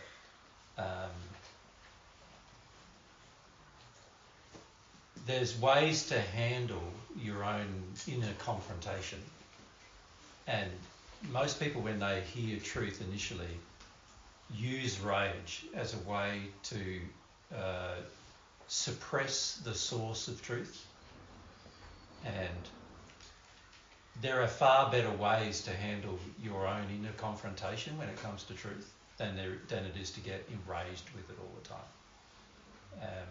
And one of those ways is to be a lot more self-reflective and breathe and take time to feel and pray about a situation and things like that. But the majority of people don't do that. The majority of people just have knee-jerk reactions to truth, where they hear a truth, it's unpalatable, they don't want to hear it, and they're enraged in order to control it. And one of the things I'm not going to tolerate on the trip coming up is anybody being enraged with me or argumentative with me. And those people are going to get removed pretty quickly from any of our groups. And this is something, the more love you have for yourself, you don't tolerate in your life, even with your partner or your friends or anybody. Because it's sort of like, and when I say don't tolerate, what I mean is, I don't mean I'm angry about it, I just mean, no, that's unacceptable and I'm not going to participate in that. A person who's angry can't learn. The anger is a desire to remain in an addiction, and an addiction, in a place where you desire addiction, it's impossible for you to learn. Absolutely physically impossible. Nothing that's said to you will actually go into your brain even in that state, right? You're emotionally predisposed to rejecting everything in that state of rage. So the purpose of the rage is to protect your feelings, your hurt feelings. And when you're in that state, you become completely unreasonable intellectually and also completely unreasonable emotionally. You're unable to be reasoned with, and no amount of truth is going to get through. And the only person who's capable of lessening your rage is yourself. A lot of you believe that you can change your behaviour in somebody else and calm other people down. This is a false belief. In the process of calming them down, you're feeding their addiction, which is actually going to grow their rage in the future. You understand that? If I meet, let's say Mary has a demand on me. Let's say I meet her demand. This increases her desire for that demand. So now, if I, in the future, no longer meet the demand, is she going to be less or more angry than she was today if I didn't meet the demand? She's going to be more angry later, isn't she? Because I met her demand for a time, and she's going to feel not only like that I should have met the original demand, but now she's thinking, you've met my demand for 5 years, why don't you do it anymore? You understand? So there's a stronger desire to have the demand met, right? So this is why responding to people's rage is you can't do it, because if you do it, they become more of a monster, and the only future for your relationship is more potential violence. That's the only future. What we need to do instead is go, I'm not calming you down. So Mary, or let's say I'm angry with Mary. The best course of action for Mary is to not calm me down. Even if you're angry. Calming me down is my responsibility. If she takes an action to try to calm me down, she's making it hers. You understand that? And even if you're angry, not even at me, even if you're angry at Eloise, That's right. and I try and calm That's you right. down, Or I'm angry still at creating a Timbuktu. problem. Yeah, Yeah. yeah. Because a lot of women feel like, I've just got to calm the man down. Doesn't Because matter they're what frightened of his anger. Yeah. But at the end of the day, all you're going to do is, all he's going to do is he's going to start believing that you are responsible for calming him down. Right? Which obviously you already believe, otherwise you wouldn't try. Yeah. Right? But it's the worst course of action, because at the end of the day, all they're going to do is have higher expectations afterwards. So the more Mary calms me down now, the more I'm going to expect her to calm me down in every future situation where I'm upset. And instead of me taking responsibility and going inside of myself and going, why am I so angry? I'm going to say, why aren't you calming me down? And eventually I'm going to get angry at Mary for not calming me down. In other words, I'm at the stage now where I'm no longer taking any responsibility for any of my feelings, to the point where I'm willing to blame someone I say I love for my feelings. Yeah. Right? Very unloving course of behaviour. So when it comes to anger in particular, the best course of action is to not calm anybody down and let it play out. And if you can get out of the situation, leave it as rapidly as you can. And if you're in control of the situation, the other person's got to go. And when it comes to our trips, I'm meant to be in control of the situation, so the other person's going to have to go.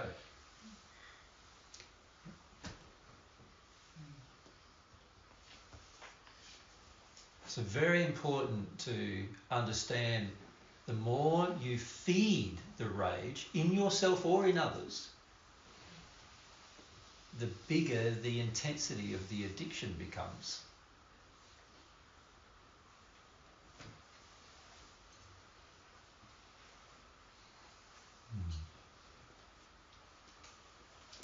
Hello?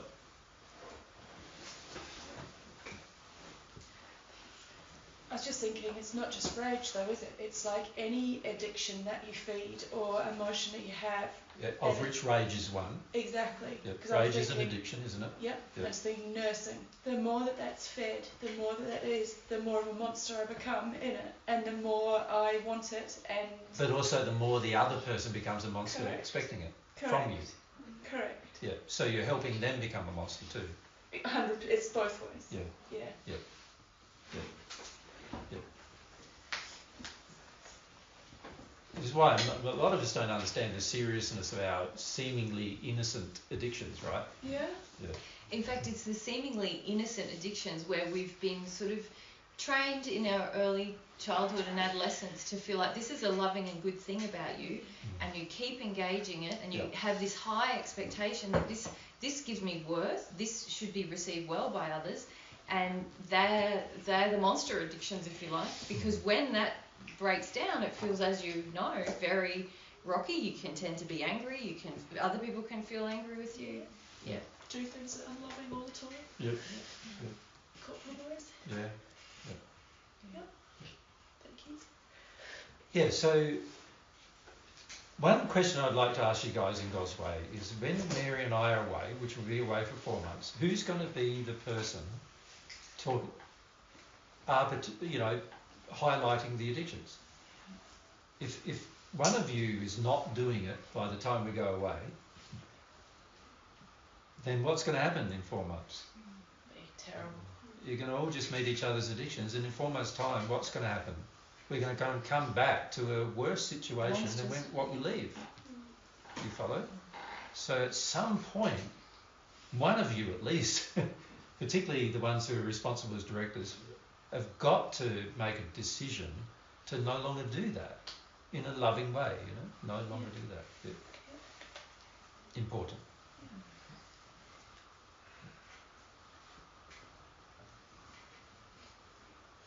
Okie dokie. Must be. Thanks. It's nearly nightfall.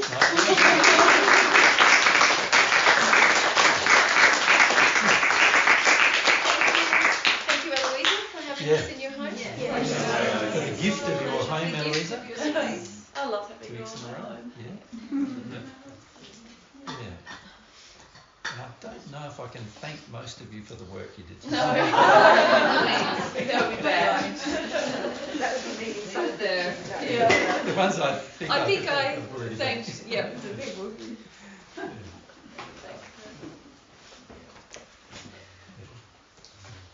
G'day. Can we just a couple of notices? Yeah, sure. One is there's a number of water tanks at Jesus and Mary's that if anyone wants them, they have leaks and they do need Either repairs or something. They're repairs or could be used, reused. There's 6 water tanks we're giving away. They could be repaired or repurposed, up to you. Yeah. But just letting you know they're there. If you do want them, either let J&M know or let me know, and we'll let you know, or one of the directors know. It doesn't have to be me. Bear in mind they do have design flaws. Yeah, they're not going to be good for collecting water. So there are our tanks that have been leaking at home, and we're going to replace the whole system, as you know. Yeah. So they've got there's a joint that's a weak spot in the manufacture. Yeah. It can be welded up with plastic welding. But there are 4 of those points on the tank, so another one won't go. Yeah. So, but you could do. But they could be else used for things like raised garden beds or other things like that. Swimming pool. Yeah. Leaky ponds. Woodshed. Woodshed. Yeah, woodshed. Yeah, woodshed. The house.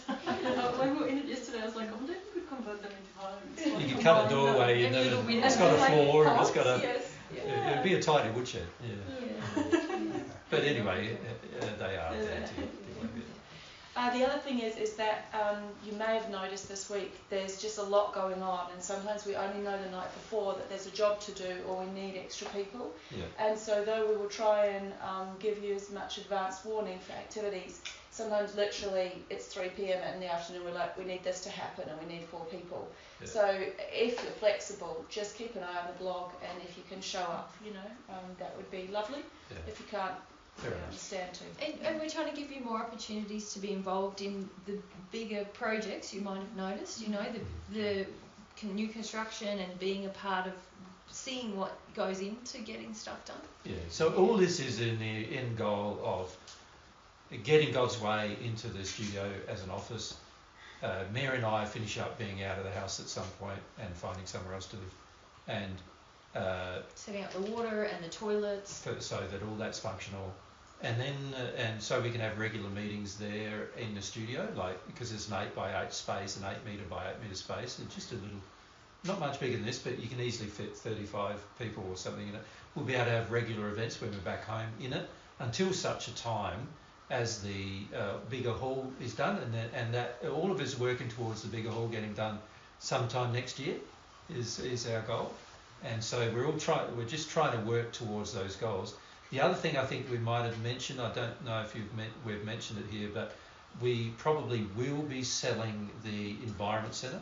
So if any of you are interested in the purchase of the Environment Centre, to let us know. And even if it's a group of you or something like that, let us know. But eventually we will need to sell it, like, we're thinking probably within the next 3 to 6 months is the goal to sell it. Because it's not going to suit our longer term plans at this stage.